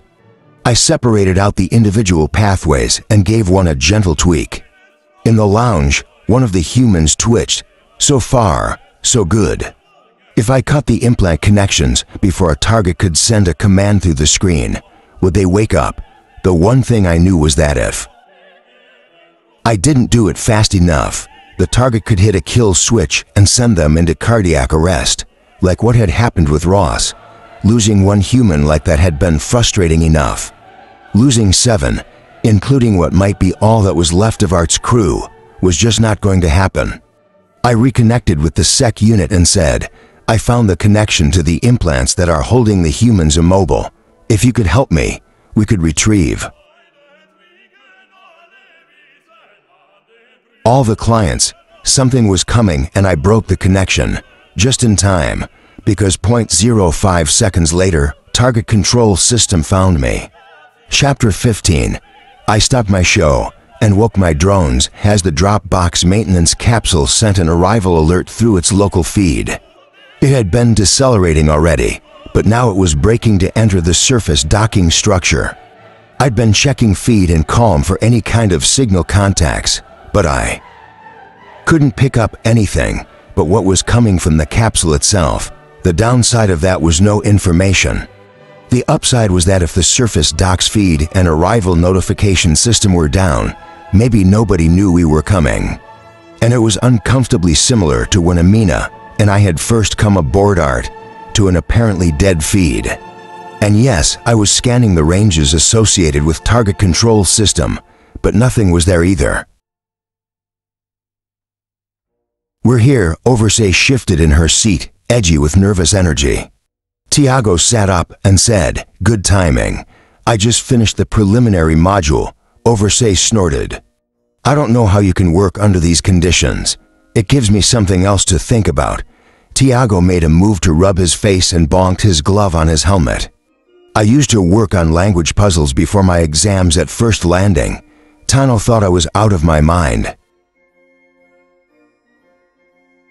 Considering what we're doing at the moment, I don't think Tano was wrong, Oversay told him.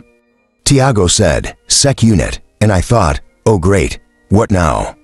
Then he finished, I've been assembling a working vocabulary module of the languages the targets are using. Without perihelion to translate for us, it could come in handy. Well, now I feel like an asshole. I pulled the module out of his feed and stored it as the capsule braked, jerked twice, then clanked as it dropped into its docking slot. Its local feed signaled arrival, and Oversay hurriedly used the manual controls to switch it over to standby. I was already unstrapping and pushing out of the seat. I stepped over to the hatch and stopped it as it was about to slide open. The capsule was showing a good environment outside and a gravity within acceptable parameters, but I was glad we had the environmental suits. I let the hatch open just a notch and sent a drone out. Outside was a corridor, walls, floor, and ceiling, made of sandy stone with metal support girders. Not actual stone, but an artificial building material that looked like it. Round light sources studded the girders at intervals, but there was no power. The drone followed it out to a foyer with a taller ceiling, with round windows set high in what had to be an outside wall, letting in gray daylight. Racks and cabinets and an unused workbench lined the other walls.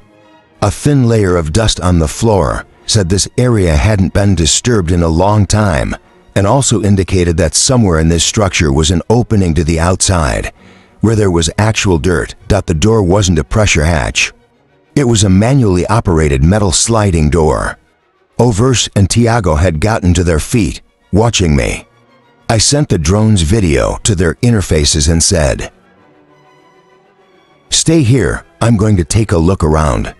Don't use the suit comms." I was setting up a feed relay through my drones, which should be secure, but I didn't want to press my luck. Even though there's no signal traffic, they might still have a way to monitor comms. Overs pressed her lips together. She clearly didn't like the idea of separating the group, but didn't argue. "Be careful. Don't go too far without us. Are you sure you should go?"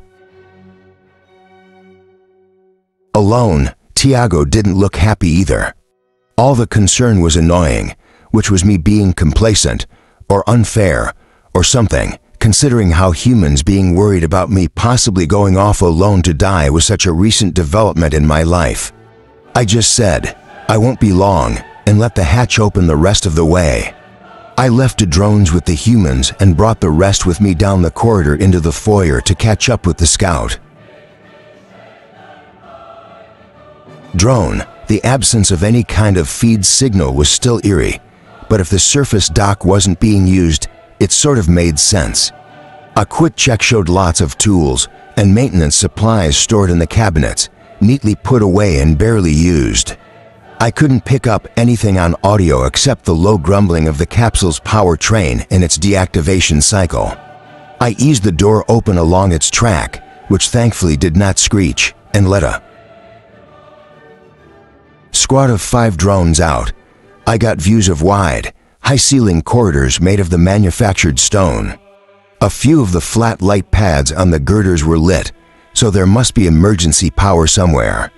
The drones can found marker paint exit signs on the walls and nothing nearby on audio.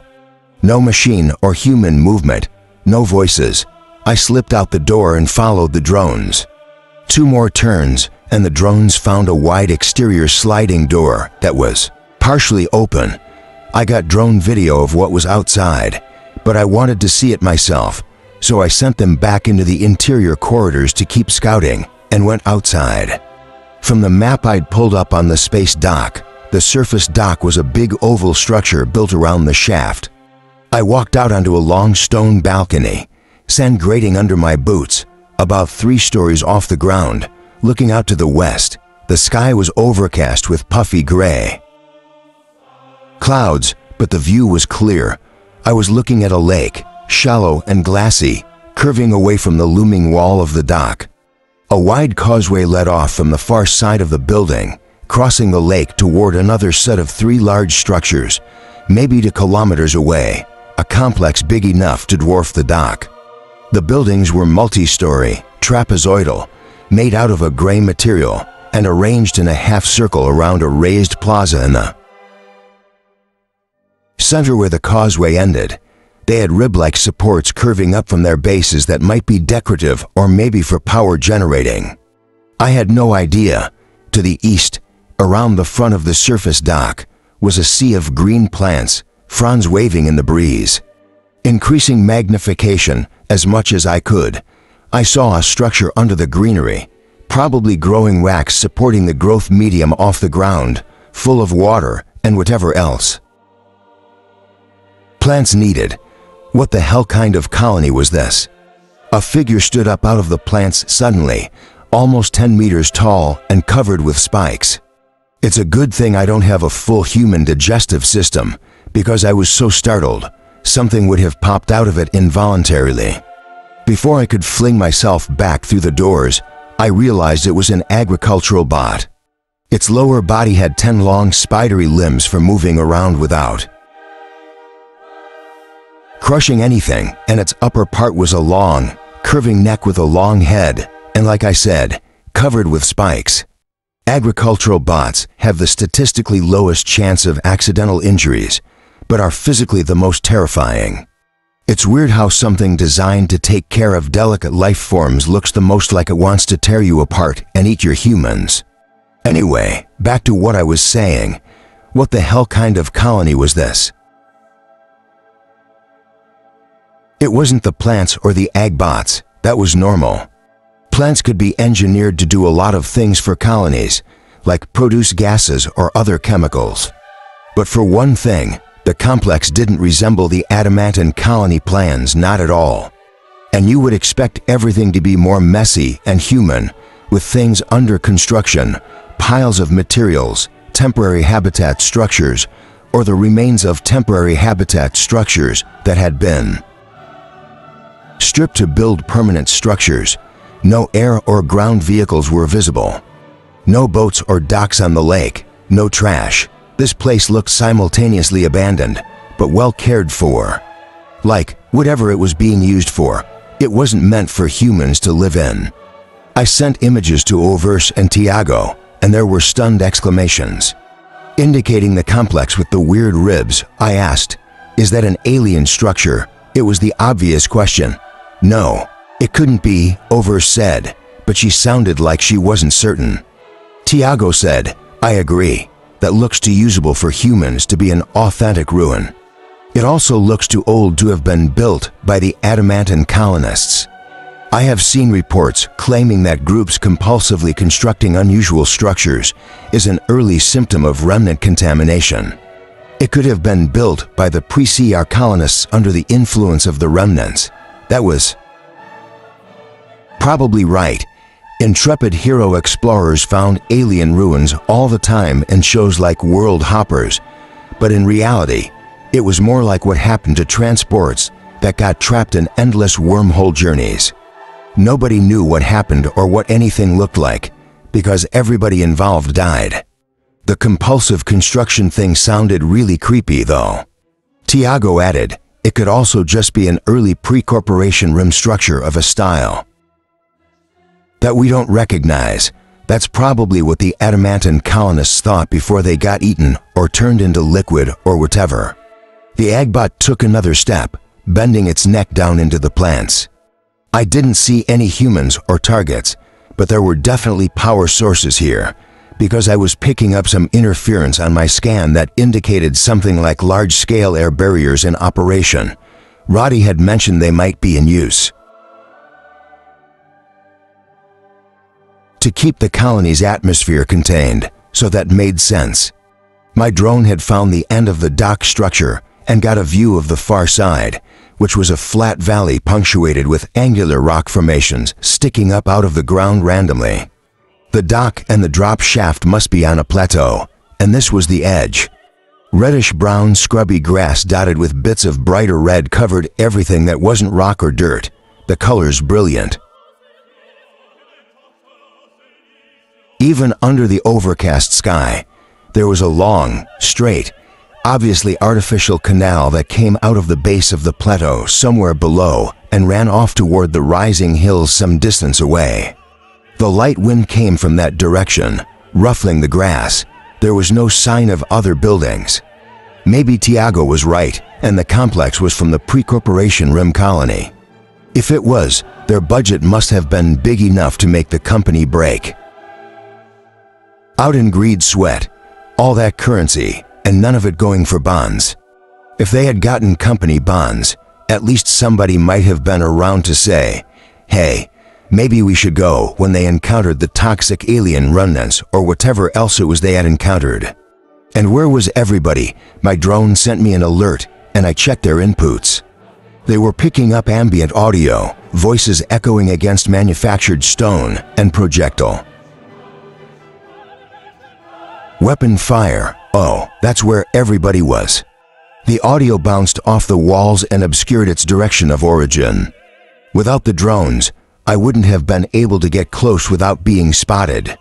The standoff was toward the center of the dock in the main drop box loading chamber. With the map I downloaded from the space dock, I found a ramp to the upper levels, past corridors and doorways to empty rooms, out to an open gallery level. Overlooking the dark arrival chamber, it wasn't a great spot for a sniper, even with the cover of the low safety wall. The angles were bad, and I had to send my drones down to the embarkation floor to get a good look at who was fighting who. With the power down, the space was shadowy and someone had already shot out the big overhead emergency lights in the curved ceiling. The drop box chamber was bigger than the one on the station, with wide girders forming high arches over the foyer in front of the giant safety hatches.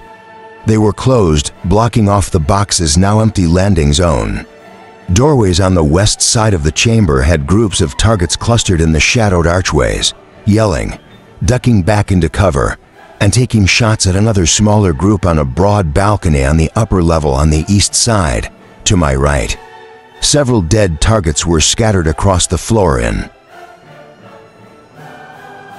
front of the drop box hatches. Yes, those were definitely targets down there. But many still had characteristics that made it way more obvious that they were humans who had been physically altered, like body types other than the tall, skinny alien chic look of the targets who had taken over art. Most wore the kind of rough work clothing normal for colonies or mining, a cheaper, more battered version of Art's environment suits with hoods, but no. Breathing gear, or a mix of plain work clothes, plus a random collection of what looked like old uniforms and protective gear. That made it hard to see faces, but the drones identified a whole group where the gray skin coloring was obviously some kind of progressive condition and not a natural or cosmetic effect. Interestingly, the ones who were more obviously altered humans weren't all fighting on the same side. I didn't spot any of the distinctive target weapons. They used projectile weapons without logos that looked badly hand-assembled out of spare parts, and I noted one weapon that had probably come from the Barashastranza contact party. With everybody running around so much, I couldn't get an accurate count, but there were at least 100 targets scattered through here. And ambient audio suggested more fighting in the corridors to the east. No sign of target drones, but below the east side balcony, I spotted debris that might be drone remnants. So this all looked like a big mess, but it told me two things. One, the theory about the targets being colonists who had been exposed to alien remnant contamination was probably correct. We had been around 80% certain of that, but it was nice to take it all the way up to 96+. And two, they had at least two factions who didn't get along at all. But if Art's crew had arrived in the drop box while this was going on, I didn't like their chances. I didn't see any dead humans, but if they had gotten captured again, this was going to be way harder than I'd hoped. But my drones were finding a lot of cubbies and possible hiding spots along the walls below my position, like openings to cargo storage spaces, another doorway that the map said ran under this balcony, and toward the exterior of the dock, a dispatch corral. Designed for an older model of hauler bot, an entrance to a lift pod lobby. Wait, there we go. A decorative glass rock wall curved out away from the open door to the lift pod lobby, and around the side of that wall, a figure crouched. The angle was bad, but I could see an arm resting on the glass, and it was dark brown, wearing a decorative woven bracelet. The pushed-up sleeve of the t-shirt was a light blue. None of those things suggested a target. If you had just arrived in a drop box and found a bunch of targets fighting or about to fight a pitched battle on the embarkation floor, you might run toward the obvious lift pod lobby. Then you'd discover the power was out and the lift pods were inactive, and you'd accidentally got yourself pinned down. I sent a drone in for a closer look. it got a good image of the human crouched behind the glass wall. It was Art's Iris. I had a moment. Art was going to be so relieved. Iris was small, shorter and slimmer than Roddy, not much bigger than Amina. Her dark hair was the curly kind that puffed out a lot, but she had it pulled back and tied up in a band. Her long-sleeved t-shirt and pants and soft shoes were the casual version of Art's blue crew uniform, and she had stains at her knees and elbows, cuts on her hands, and a discolored bruise on her left forearm, but I didn't see any worse injuries. The drone crept in past her, around a corner, and down a short corridor into the lift pod lobby. And there were the others, for humans, crouched beside the wall next to the pod access. They had pulled the panel off the control board and were working on it with inadequate tools and a tiny penlight. They must be trying to get one of the pod tube doors open so they could climb the shaft. Well, this was going to be tricky. I sent over say, "What's your status?" "We're fine," she replied. "Did you find anything?" My drone cam showed that she and Tiago were in the maintenance capsule's lobby, searching the cabinets. I sent them a drone view of the confrontation and Art's crew. There was some quiet but excited flailing. Then Tiago said, "Can we get them out via the lift pod?" "Get power to it somehow," Oversay said. "That wouldn't work. We'd have to find the power plant. Restart it. But if we could get into the pod shaft just above them and open the doors on their level from the inside. I didn't like that plan. We didn't know how long the fighting had been going on, and it might stop at any moment. And whoever won would go after the trapped humans. I said it would take too long, and the pods might be blocking the shaft. I've got a better idea. At least, that's what I thought at the time. The hard part was fighting against thousands of hours of module training and experience, plus common sense that said never hand a weapon to a human, and especially never tell them to do something with it. The weapons in question were just poppers, and the human was Oversay, who never panicked, but still. Now she was following a drone up to the balcony I'd found. It was terrible as a sniper position, but it would work fine for this. I was with Tiago in the lower corridor that would hopefully be our escape route. With no feed except my drone relay, I'd had to send a drone to make a direct connection with Distraction 01 and Distraction 02.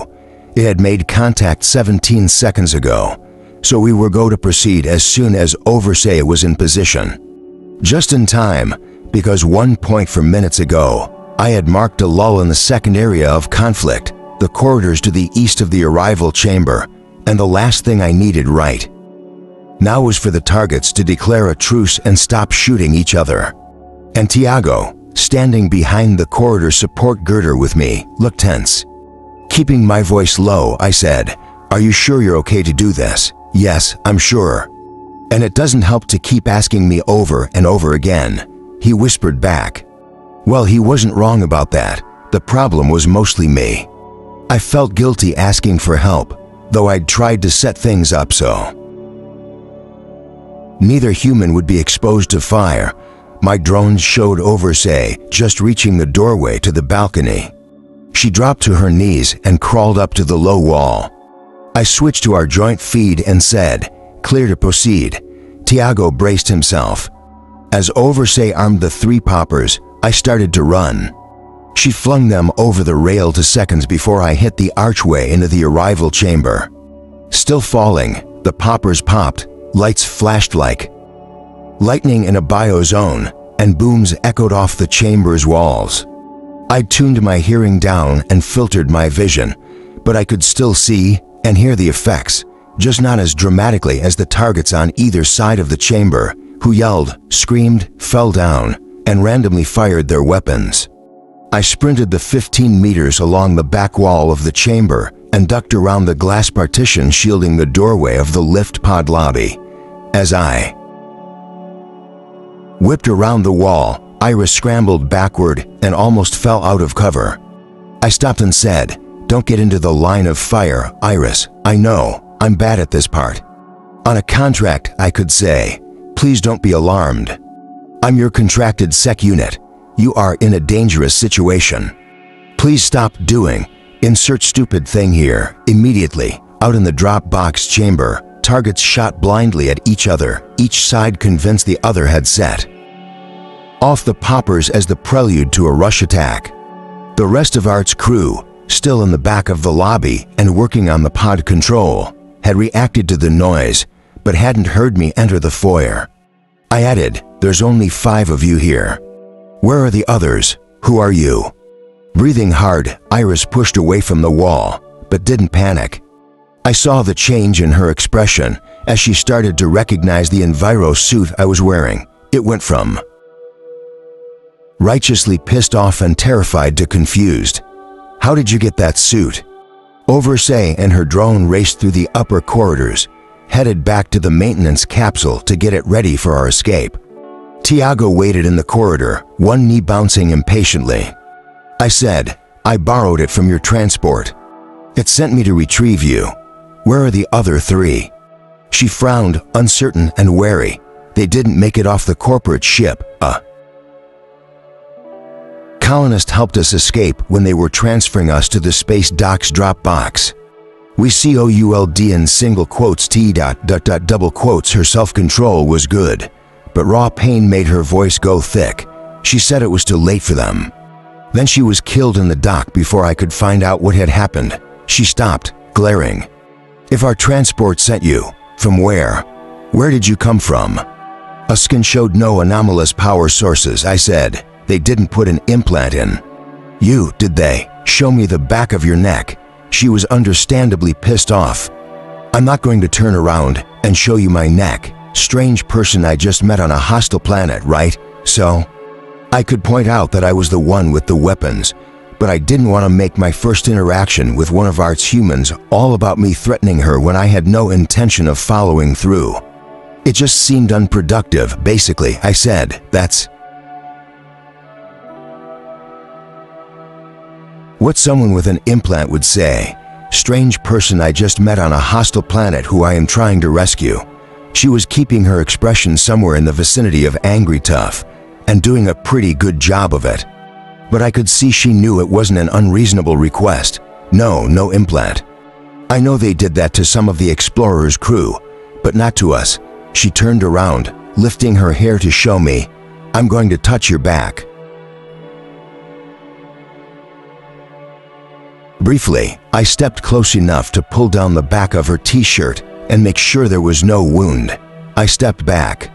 "Clear. Now, in approximately 5 minutes, I need you and the others to follow me out of here. Turn to the left and run down the first corridor. You'll meet a human wearing one of Perillion's enviro suits. Follow him and do what he says." She turned back around, lowering her hair and eyeing me with startled speculation. "Are you a sec unit?" That's never not an awkward question, and my first impulse was to lie, since she was an unknown human. Except she was Art's human, so what came out was, "What makes you think that?" I know.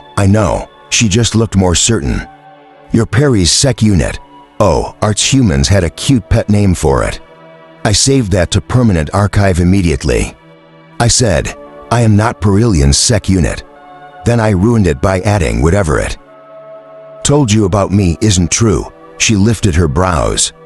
"But you are the sec unit Perihelion told us about. So there's Art telling all these humans about me. If I am, will you do what I say so I can get you out of here?" She hesitated, undecided, but wanting to believe. "I will if you show me your face. It showed you images of me." "What the shit, Art?" Obviously, her expression hardened. "If you're really Perry's friend, show me your face." "Well, fine." I told the suit to retract the faceplate and fold its hood down. Her gaze sharpened, and I had to look at the manufactured stone wall past her head.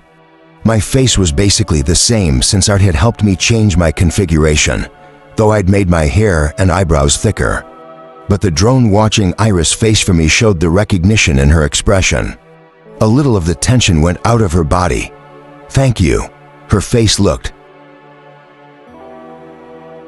Younger, she looked like she had been pretending to have hope, and now she didn't have to pretend anymore.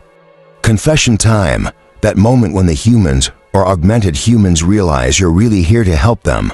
I don't hate that moment. Iris said, "Is Perry all right? Where is it? And how did you get here? Did you follow us to this system? It's fine." It was at the space dock, but it left to chase the explorer. I wasn't going to tell her about the whole kidnapping thing. Unlike some giant, asshole research transports, I'm not a snitch. It's a long story. Please get the others and tell them we're about to leave. She took a sharp breath and went to get the others. So now I had Seth, Kitty, Tariq, and Mateo in addition to Iris. They were smart and had kept the exclamations and arm waving to a minimum when Iris told them I was here. I didn't know yet how we could get the other 3 off the explorer, or if they were still alive, but at least I could get these humans back to Art. 5 was better than none, but I knew how I'd feel if I had to give up 3 humans. It would suck. "How do we know you're really Perry's friend?" Seth said. He was the one I'd gotten the brief image of on Doc's sec system. Tall, very dark skin, with less hair than most sec units.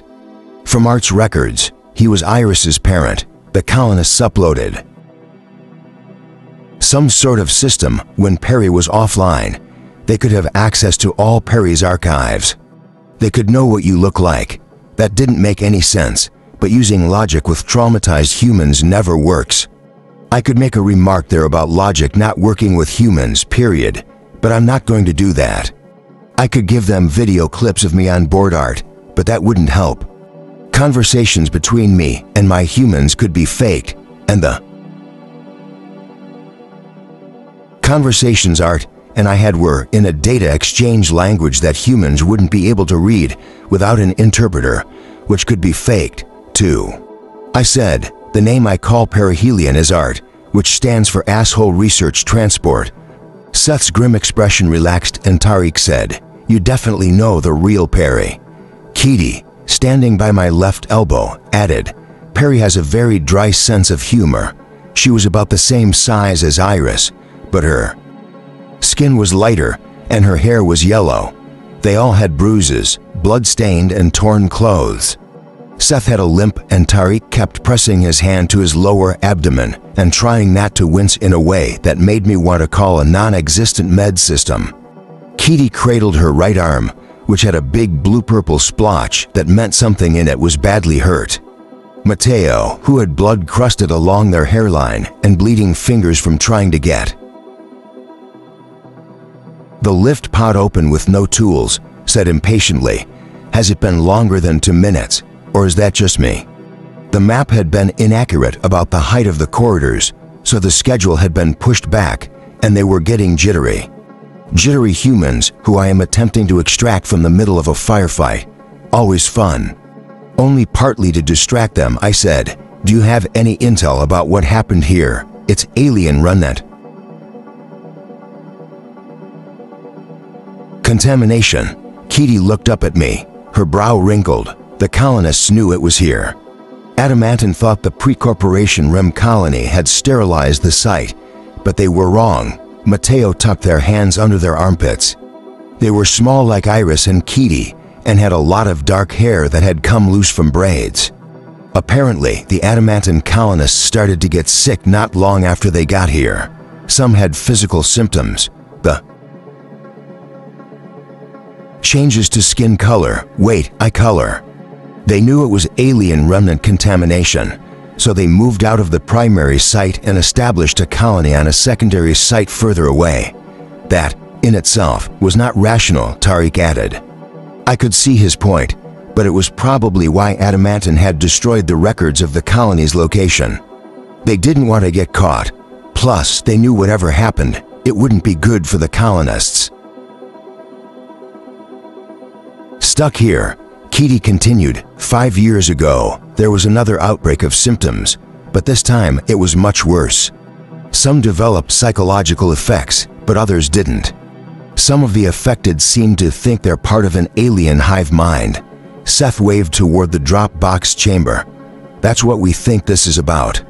They formed factions with the ones who are less affected trying to hold off the others, the drop box arriving again.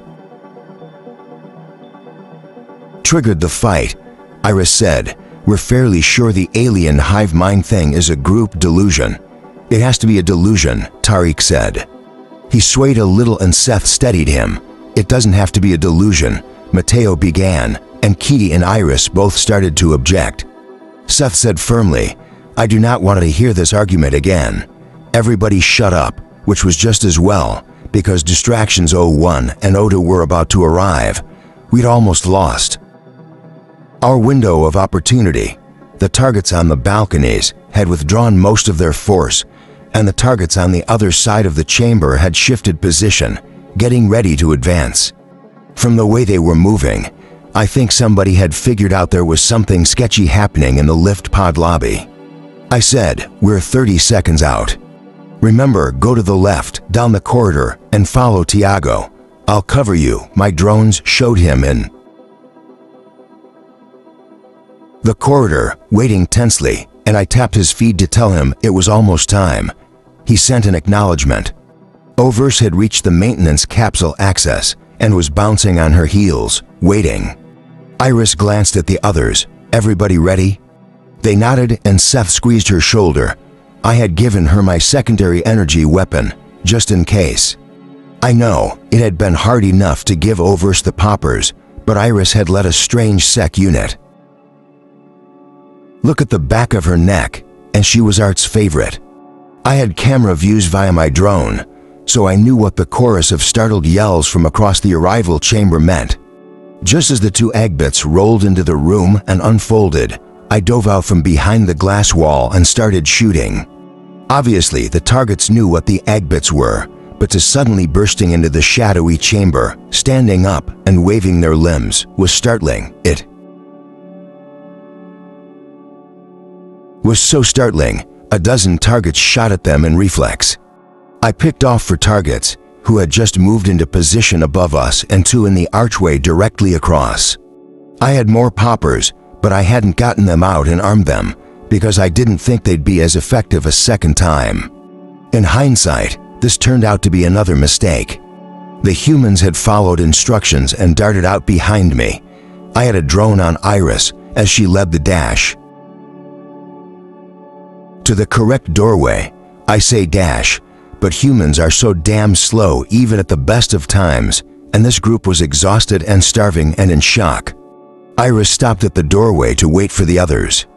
They scrambled by, and Seth grabbed her arm and tried to push her ahead of him as he limped down the corridor. Iris's drone picked up a front view of Tiago ducking out and motioning urgently for them to keep running. My timeline had 17 seconds to provide covering fire in the chamber, and I wanted to keep it chaotic, at least until the humans got out of the long, straight corridor and into the section, with the access to the maintenance capsule. It was at least a 7-minute run for a healthy human, and these humans were barely upright, so I wanted to give them as much time as possible. Then suddenly, shit went sideways. I was controlling the Agbits through a drone relay, and I felt the input drop when I lost contact. Then, Agbit 1 whirled and slapped me across the chamber. For a bot with such delicate limbs, Agbits pack a pretty solid punch. I hit the manufactured stone floor, bounced, hit it again, and bumped to a sprawling stop. I've had worse. Immediately, I rolled and came to my feet, and that was when I realized all my inputs had dropped. The Agbits, my drones, everything. Then Agbit collapsed itself down and dove down the corridor after the humans. Oh, hell no. I pulled a handful of poppers out of the EnviroSuit's pouch, and even with my inputs down, the direct contact allowed me to make enough of a connection to arm most of them. I threw them down just as Agbit 1 lunged at me. They went off, and it froze as all the noise and light overwhelmed its navigational sensors. I bolted after Agbit 2, so fast I only felt impacts from 2 projectiles, one in my back and one in my upper thigh. I had lost contact from all my drones, so the only input I had was my own visual, and that was not enough input for the situation. Approaching at top speed, I saw the humans still running, strung out up ahead, Seth last. Then Seth collapsed. The Agbit slid to a stop near him, and its spidery limbs reached down. I couldn't get there in time, and if I lost one of Art's humans like this then Iris flung herself at the Agbit, slamming through its delicate limbs to fire her weapon directly at the center of its body where its processor was. It would have been a great save, but her weapon didn't have the power to penetrate the casing, and all it did was make the Agbit, or whatever was controlling it, angry. It turned its limbs inward and grabbed her, but by that time, I was there. I wasn't sure my weapons would get through that reinforced body casing either. So I shot it in the knee joint. That leg partially collapsed, and it forgot about tearing Iris apart. I circled in front, shooting limb joints, and it dropped her. She sprawled on the ground, then flailed forward to Seth and tried to haul him to his feet. I kept firing, keeping the Agbit at bay as it tried to claw toward them. I could have still lost both of them at that point, but as I angled around, I caught a glimpse of Tiago sprinting up to Seth. Then the bot surged forward again, unfolding more limbs, and I shot more joints. Man, this thing had a lot of limbs. I risked to look back and saw Tiago had Seth slung over his shoulders and was running down the corridor with Iris. She threw a desperate look back at me, and I yelled, "Keep running." I turned back and had a perfect shot at the Agbit's fifth knee joint. "Ha, this is over," I fired, and the joint blew out. It was over because that was when the Agbit collapsed on top of me. It hurt, because apparently those things weigh a lot more than they look like they do. It was a good thing I don't need that much air. I shoved and wiggled and lost my primary weapon, but I managed to get out from under its body. But by then, the targets were there, and they all started shooting at me. I couldn't get up. I shielded my head with my arms and felt the projectiles going through the enviro suit, but not the deflection fabric of the uniform Art had made for me. Then the fabric started to fail under all the impacts, and this could be performance reliability catastrophic drop, forced shutdown, no restart. Chapter 16, Murderbot 2.0, deployed aboard Baresha Stranza Explorer. Mission status, delayed. Target control system knew me. I'd killed a part of it, the part that had taken over Art. I said, "Did it hurt? Tell me all about it." It was resident in the Explorer systems where the poor bot pilot had lived. I got a brief glimpse before it walled me off, but all that was left were random sections of code. The bot pilot's kernel had been deleted. Target control system would like to haul me out of the SEC system so it could kill me, but it had access to the bot pilot's archives, and it knew what killware was. I told it, "Come in here and get me." Yes, I was stalling. I had code bundles in place, and there were a lot of destructive things I could do to the Explorer, but no way to get the humans off the ship or get a message to Art. Then something else established a connection, an off-ship connection through the comm. From another ship, the space dock, or wasn't there a planet around here somewhere? And whoever was making the connection, it must be a target, because it was using their language. I was reading its communication through target control system, but I could still see the original, untranslated signal. Target contact wanted target control system to find out what I was so they could use me. I might be just what they needed. Target control system told them I was a SEC unit. Target contact said that wasn't possible. A SEC unit is a kind of bot, like the ones on the captured ships easily dealt with when you had control of the humans. Yeah, it said the humans. But if this was an alien intelligence, then all the horror media I'd watched had really gotten it wrong, which is not impossible, considering how wrong the media gets everything else. You know, I don't think this is an alien intelligence. The target control system said, no, I was too dangerous. I said, it's right. Target contact heard me. They were startled. They said, what are you? A SEC unit, killware. Target contact said, software ghost. I liked that. I had watched media with ghosts, though I didn't have access to the files or titles anymore. I said, "A ghost that kills you."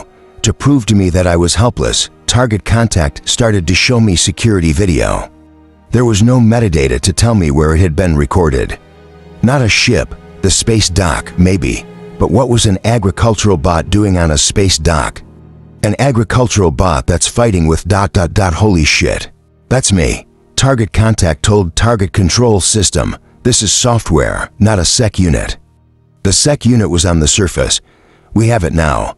Target Control System told Target Contact, "You are giving it data. Stop. Me version 1.0 is on the planet and has been captured, and we are seriously screwed now. I'm sorry, Art. I'm sorry, humans, and me 1.0. That was when I caught a tentative secure contact from Sec Unit 3. It had just disabled its Governor module. I checked the corridor camera view and watched it surreptitiously move its feet, the armor flexing it as it shifted its shoulders.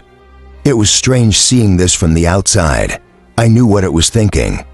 My first realization had been, the Governor module's gone, and I can do whatever I want.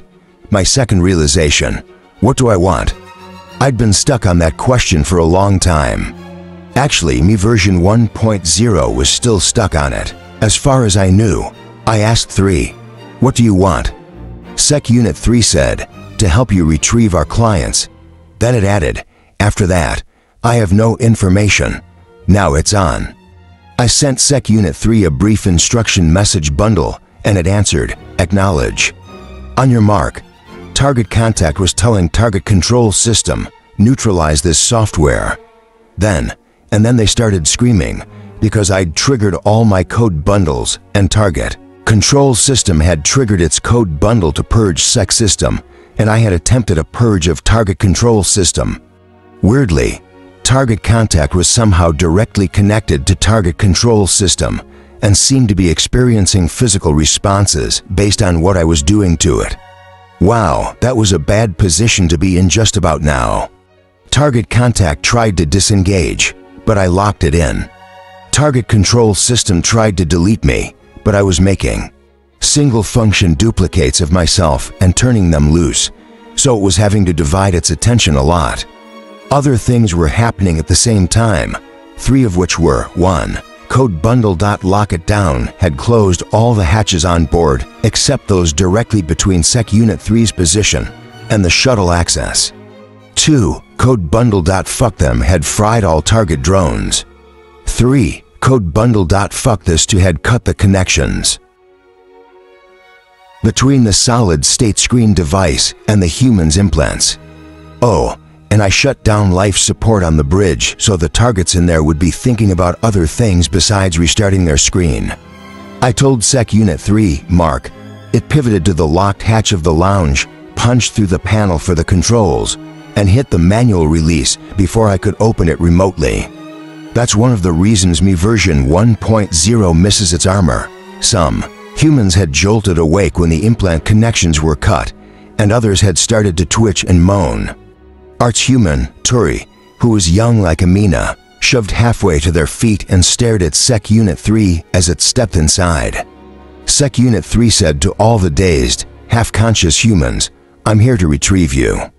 Please cooperate to the best of your ability, and I will take you to safety." It had read my message bundle, because it then turned its helmet to Turi and added, "Perihelion sent me." Still on the floor, Kareem gasped and staggered to her feet.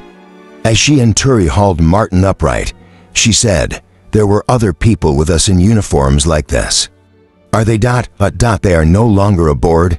Sec Unit 3 stepped over and pulled a Barash Estranza tech off the couch and set him on his feet. "Please follow me quickly. Real killware would have destroyed the ship by now, but I had to wait for the humans to get to safety. Target Control System fought me for the bridge life support and lost, then retaliated with a hit on Sec System and deleted my file storage. Well, now I'm really mad. I hit the engine control systems and made it think I was going for an overload. It panicked and moved to reinforce the hastily assembled walls there, and I switched to weapons control and dropped off another code bundle that would blow a hole In the hull, if anybody tried to lock in a target. Target Control System wrote and ran a process to delete the duplicates of myself almost as fast as I could create them. The other iteration of it aboard ART must have been able to send a report of how me 1.0 had taken it down the first time. Luckily, I wasn't sloppy enough to use the same primary attack twice. I was splitting my attention and fighting on a dozen fronts. I lost code bundle.lock it down and all the interior hatches opened. I got a glimpse of a corridor camera where Kareem dragged Martin along while Turi guided the stumbling Barashastranza crew ahead of them. A woman with bridge crew insignia said blearily, "The rest of the crew is the supervisor ... You are the only survivors aboard," Sec Unit 3 said. Two armed targets reeled out of the corridor junction to the module dock and fired at the humans. Sec Unit 3 lunged to take the hits on its armor, fired the projectile weapon in its arm, and was on top of the targets when I lost the view.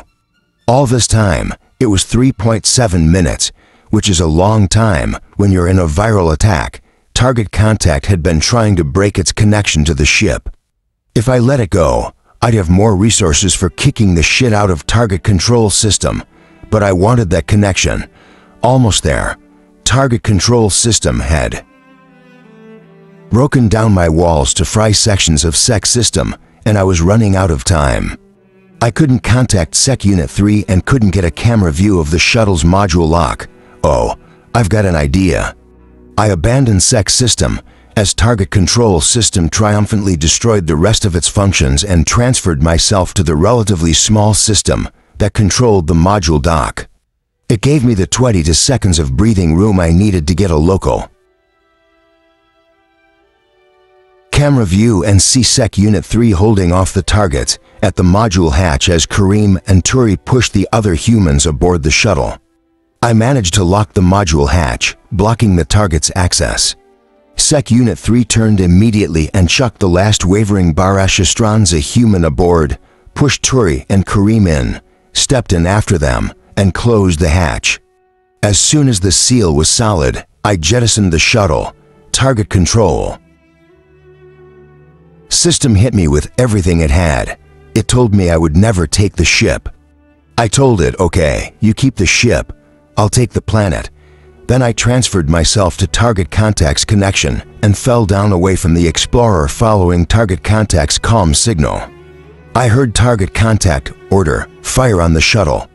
Don't let it get away." Yeah, it doesn't sound like an alien. I think it's a human, and I hadn't planned for this last bit to happen, but it sure worked out well. Target Control System reported a confirmed targeting lock. My last code bundle, the trap I'd left in the weapons system, went active. The static as it triggered the explosion, and the Explorer's hull split echoed after me as I fell all the way to the bottom. Chapter 17. Designation: Sec Unit 003 Barashastranza Explorer Task Group Colony Reclamation Project 520,972. Status: Retrieval in progress. Base ship: Explorer is destroyed. Piloting shuttle to unidentified transport. Contact requested. Transport designated perihelion registered Pansystem University of. Response: Transport. Who the fuck are you? This is non-standard communication. The contact is a transport bot pilot, but transport bot pilots don't communicate this way. But since Explorer Task Group arrived in the system, nothing has been standard. Non-standard may put the clients at risk. I have the hatch closed on the rear compartment of the shuttle, as is protocol when a Sec unit is piloting, but I am monitoring via the shuttle's Sec system. All clients appear in need of medical attention. Most are semi-conscious again. And I promised Murderbot 2.0 I would deliver its clients here. Also, I don't know where the rest of the task force is. Reply: I am a Sec unit aboard the shuttle designated ... Response: I know you're on the shuttle. Why are you approaching? Reply: I have retrieved 5 of my clients and 3 unknown humans who were identified to me as your clients. There's no protocol for this. I don't know what to tell it. Murderbot 2.0 sent me. Please advise. the helm locks me out. Something else has seized control. The display shows the shuttle is now being pulled toward the transport's module dock. That's where I was trying to go, so I guess this is good. The shuttle is pulled into dock, and I get up from the pilot's seat and face the hatch. I keep the hatch closed on the rear compartment until I can make sure this transport is non-hostile. I don't know what to do if it is hostile. The docking process completes. Sensor shows atmosphere on transport vessel is good. The hatch opens and two unknown humans stand there. Human 1, feed name Roddy, gender male, other information under temp lock. Human 2, feed name Amina, gender female, note, juvenile. Other information under temp lock. These humans are not unknown. Amina and Roddy were in help-me.file. This is a relief and an indication that I am in the right place. There's a protocol for meeting humans who are not clients, but who are associated with clients, and that protocol will apply here. Before I can speak, Roddy waves and says, "Hello, hello." Perihelion says, "You've disabled your governor." Module, "I'm Roddy and this is Amina. Please don't be afraid. We won't hurt you. There is not a protocol for this." Transport, on private channel, "If you even think about harming them, I will disassemble you and peel away your organic parts piece by piece before destroying your consciousness." Do we understand each other? I have no idea what this transport is, and it is terrifying.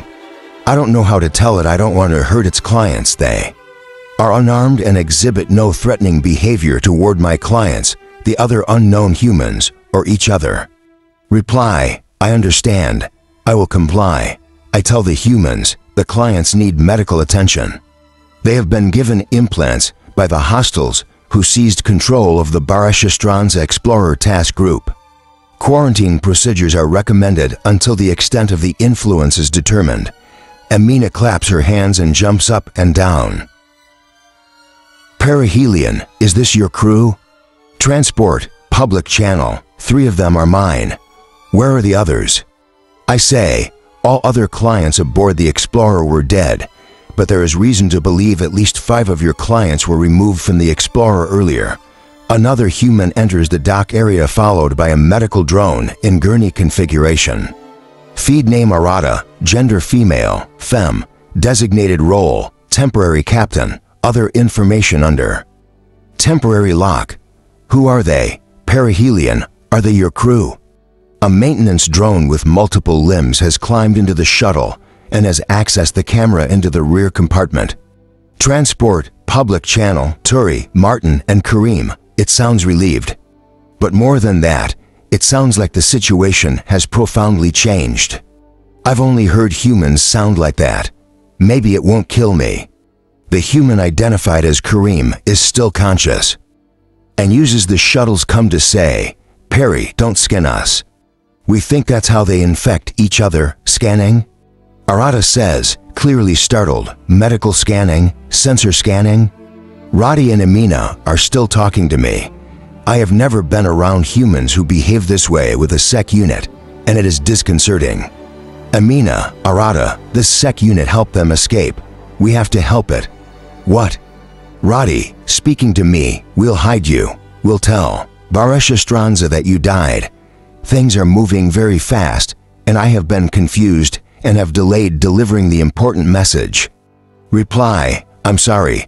I will comply as soon as possible, but I have an important communication for someone on board called Art." The humans stop talking. Transport, public channel, "Tell me." Reply, "The message is from Murderbot to point 0 and begins, Art, I'm going to download to the surface. Me version 1.0 is there with Oversay and Tiago. They found Iris, Mateo, Seth, Tariq, and Katie. I have to stop because the other humans become loud, then shush each other. I finish, but 1.0 has been captured by hostiles. Repeat, 1.0 is captured by hostiles. The humans and the transport perihelion become very agitated. There's a lot of human communication and no protocol, and it is very confusing. While Roddy and Amina and the transport's drones arrange medical treatment and quarantine protocols for the injured clients, It is determined that perihelion should return to the space dock to establish secure communication with the clients on the surface. Roddy, perihelion, did you understand what your crew person meant when she said that scanning might transmit the alien contamination? Perihelion, yes, Roddy, I'm going to need a little more information than that. Amina, speaking to me, do you have a name? You don't have to tell us if you don't want to, but what should we call you? This is the strangest question I have ever been asked by a human, but I have to answer. You could call me 3. Then I remember the governor module is gone and I don't have to answer. Amina, 3, okay, thank you, 3. It becomes worse as we reach the space dock and contact is established with the humans on the surface. Arata, what the hell is going on down there, babe? New. Human contact, over say, we've got Perilion's crew, but we lost Sec Unit. We think the targets have it. Arata, we know. Perihelion sent the killware to the Explorer and it. It's a long story, but it knew that Sec Unit had been captured. Perihelion informed the others that Kareem, Turi, and Martin are safely aboard. You must all return here immediately.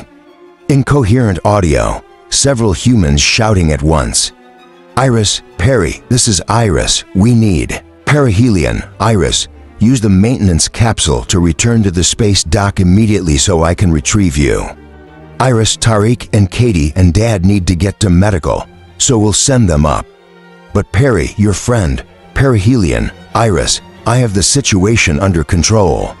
Return here immediately. Iris, Perry, you can't do this alone. Over say, she's right. Look, we'll send up your crew, but Tiago and I will stay here and try to find Sec Unit. Iris, I'll stay as well, and Mateo, incoherent, agitated humans. Iris again, Dad, you can barely stand up. Perihelion, you cannot remain on the surface. I intend to hold the colony hostage until Sec Unit is released. Pause, new human contact. Seth, Piri, your weapons don't have the range unless you're talking about destroying the space dock. Perihelion, I know that. Seth, I've armed my pathfinders. Seth, you what? Arata, you what? Iris, Piri. Roddy, oh, that explains what the drones were doing in the cargo module dock. Amina to Roddy, quietly. So Art has missiles? A lot of missiles. Roddy to Amina. Quietly, the inventory I saw listed 30 to Pathfinders. If it's managed to arm all of them, double quotes Perihelion. Seth, return here with the others immediately. If any of you are taken hostage, my plan will fail. Iris, Piri, you can't bomb the colony. Perihelion, you are incorrect. Iris, I can bomb the colony. Apparently, the transport and the humans are arguing about how best to retrieve an endangered Sec Unit. It is like retrieving an endangered client, only the client is a Sec Unit, and the humans are planning the retrieval. And the transport is angry because it wants to plan the retrieval. This is a lot to process. Murderbot 2.0 asked me what I wanted. I want to help with this retrieval. I make a secure connection to the transport and send. A hostage situation is to be avoided at all costs. They will threaten to destroy the Sec Unit, and you will be forced to destroy the colony. This is a failure scenario. Perihelion, I know that. I know I am taking a risk. The transport is very angry. I tell it, but I know how to proceed. This is my function. The solution is a targeted stealth retrieval, possibly incorporating a show of force as a distraction. Perihelion, your point is, this is the risky part. If you return my clients to the remaining Bareshastranza task force, I will help you. Pause. Perihelion, I was going to do that anyway. Oh, I will still help you. Perihelion, why? How can I explain to it when I can't explain to myself? I say, stories in the help me file. I know that answer is inadequate. I had read things that had made me consider other possibilities. It is impossible to explain. Murderbot 2.0 asked me what I want. I want to help. Pause. Perihelion, good. The humans have stopped arguing, and the one called Iris retains control of the She says, Piri, listen to me. There are factions here among the colonists. One of them actually died up on the Explorer trying to help us escape. You can't just bomb everybody. It won't get your friend back. New human contact. Tiago, she's right. Perihelion, let us help. You, even if they refuse to return Sec Unit, a negotiation could stall them.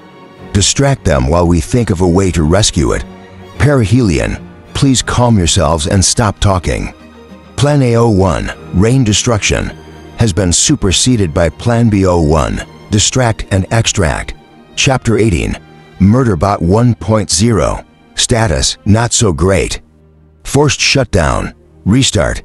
What happened? Forced Shutdown, Restart, Failure, Retry, Forced Shutdown, Restart, Failure, Retry, Restart. Yeah, I'm definitely in trouble here. All my joints ached, and there were sharp pains in other places, probably projectile holes. I didn't have any outside input, no feed, no visual or audio. By concentrating, I managed to get a visual through my eyes, but wherever I was, it was completely dark, and my filters weren't online. Oh, and I was being held immobile. That was kind of a big issue. But until I finished my restart, I could only be terrified about one thing at a time. Functions were beginning to come online again, and I tuned my pain sensors down. That made it easier to think. Oh, yeah, memory archive active. I remember what happened. Yikes, okay, now I've finished restarting, and I'm terrified about a lot of things. But now that my entire brain was online again, I could see there was actually a distant light source somewhere above me. It was a small one, like a work light, or a discarded hand light. I could see more of my surroundings, and it wasn't encouraging. I was suspended, hanging from four cables in a large open space, with clamps around my wrists and ankles holding my arms and legs apart. The cables were taut and didn't budge when I pulled on them, so whoever put me here hadn't wanted me to be able to get a grip on the clamps because they knew I could break them, and my environmental suit was gone though. I still had the shirt, pants, and boots I'd been wearing under it. Oh, and I was upside down, which was just insulting since it didn't affect me the way it would a human. Atmosphere was minimal, at a level that would have had a human gasping and unable to function, but I was designed to be shipped in cargo containers, and it was fine for me. Oh, shit, I hope the humans aren't in here too. I wasn't picking up anything on audio no matter how I increased my gain, and there were no human-like shapes hanging anywhere that I could see. Maybe one stupid part of my stupid plan had worked, and they'd all gotten to the maintenance capsule and escaped. My skin wasn't picking up any power sources in the immediate vicinity. And if there was feed activity on any channel, I had been locked out of it. I couldn't even try to send a ping. Whatever the giant thing looming in the darkness that I was attached to was, it had a lot of arms, from large crane-sized arms that extended up and out into the shadows of this giant space, to much smaller delicate arms that were holding the cables I was clamped to. It could be an assembler, which is a low-level bot that's used to put big things together when mining operations, installations, colonies, etc. are first established. You ship the assembler and land it on site, then everything else, construction bots, large vehicles, transport systems, so on, can be shipped in pieces and then assembled by the right. That's probably pretty obvious. You can also use assemblers for taking things apart. Being terrified was starting to give way to being really angry. If they were going to take me apart, why hadn't they done it, the fuckers? Unless they wanted me to be conscious when they did it. They were going to fucking wish they had done it.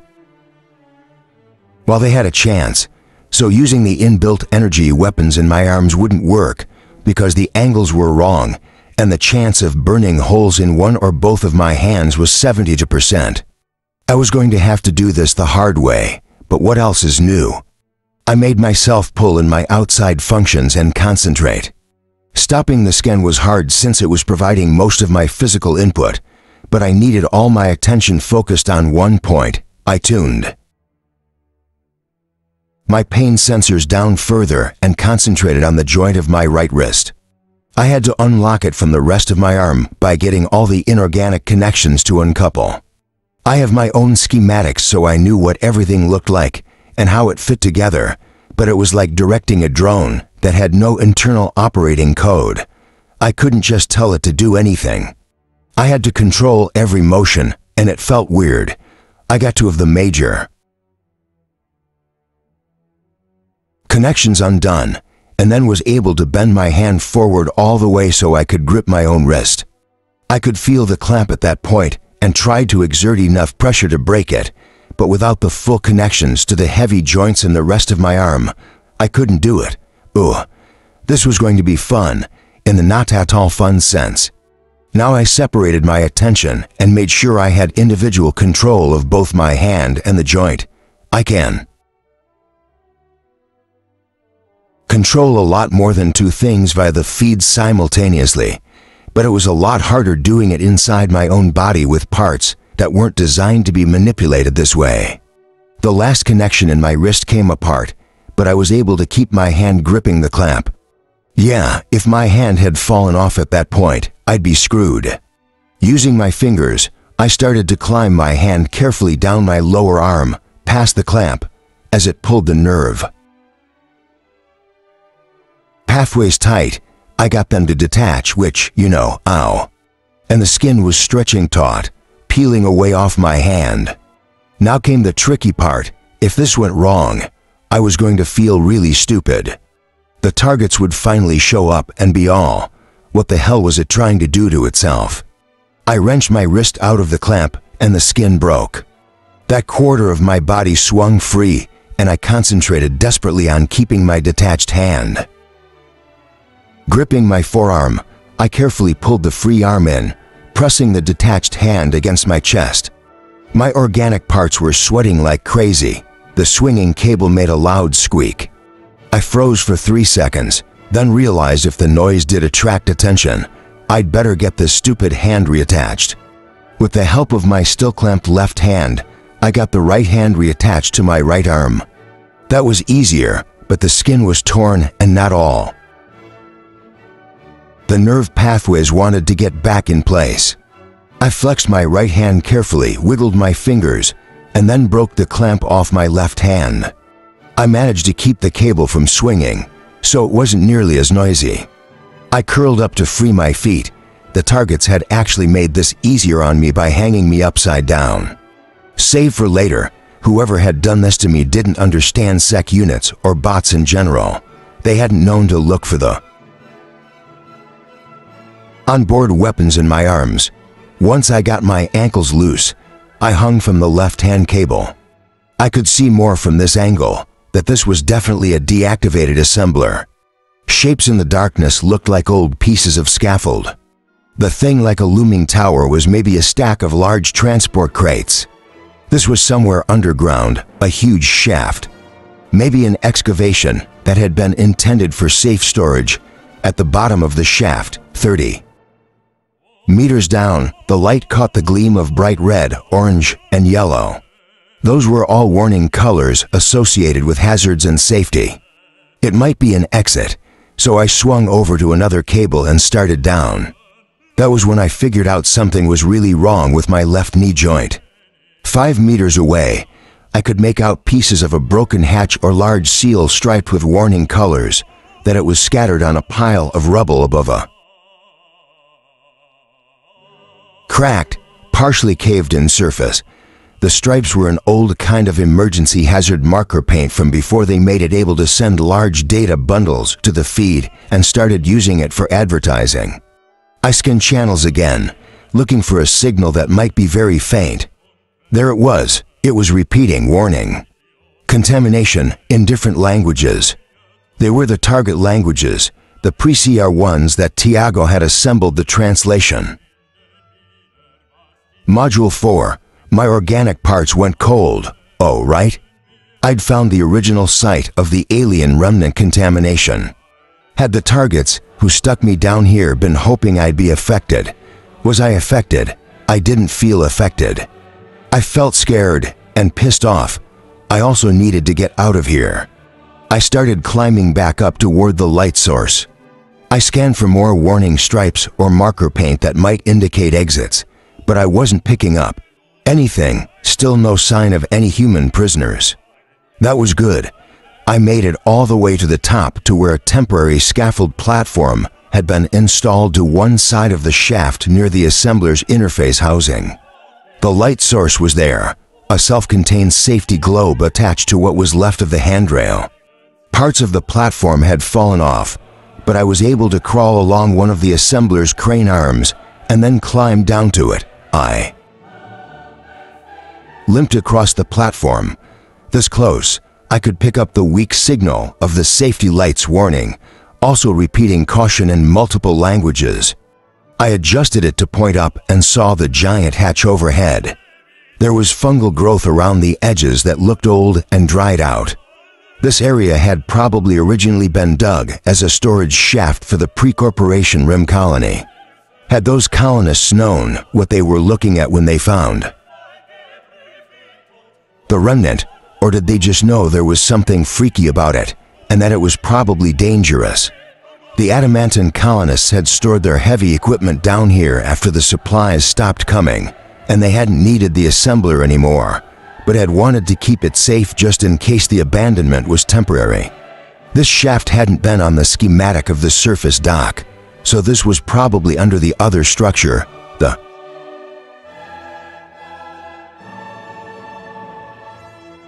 complex with the weird ribs that the alien remnant-contaminated pre-CR colonists might have compulsively constructed before they all killed each other, or melted, or whatever.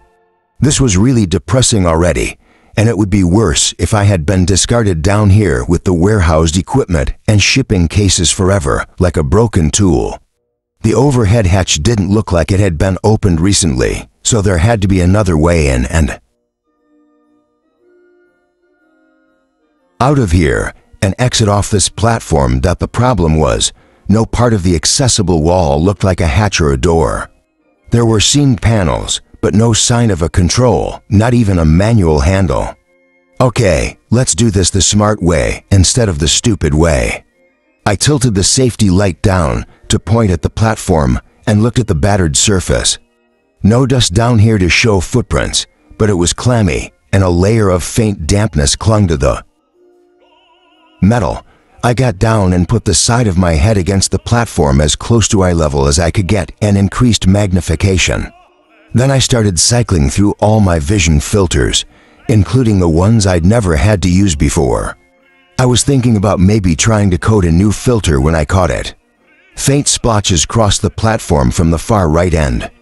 The panel over there looked like all the others, but when I pried at the bottom,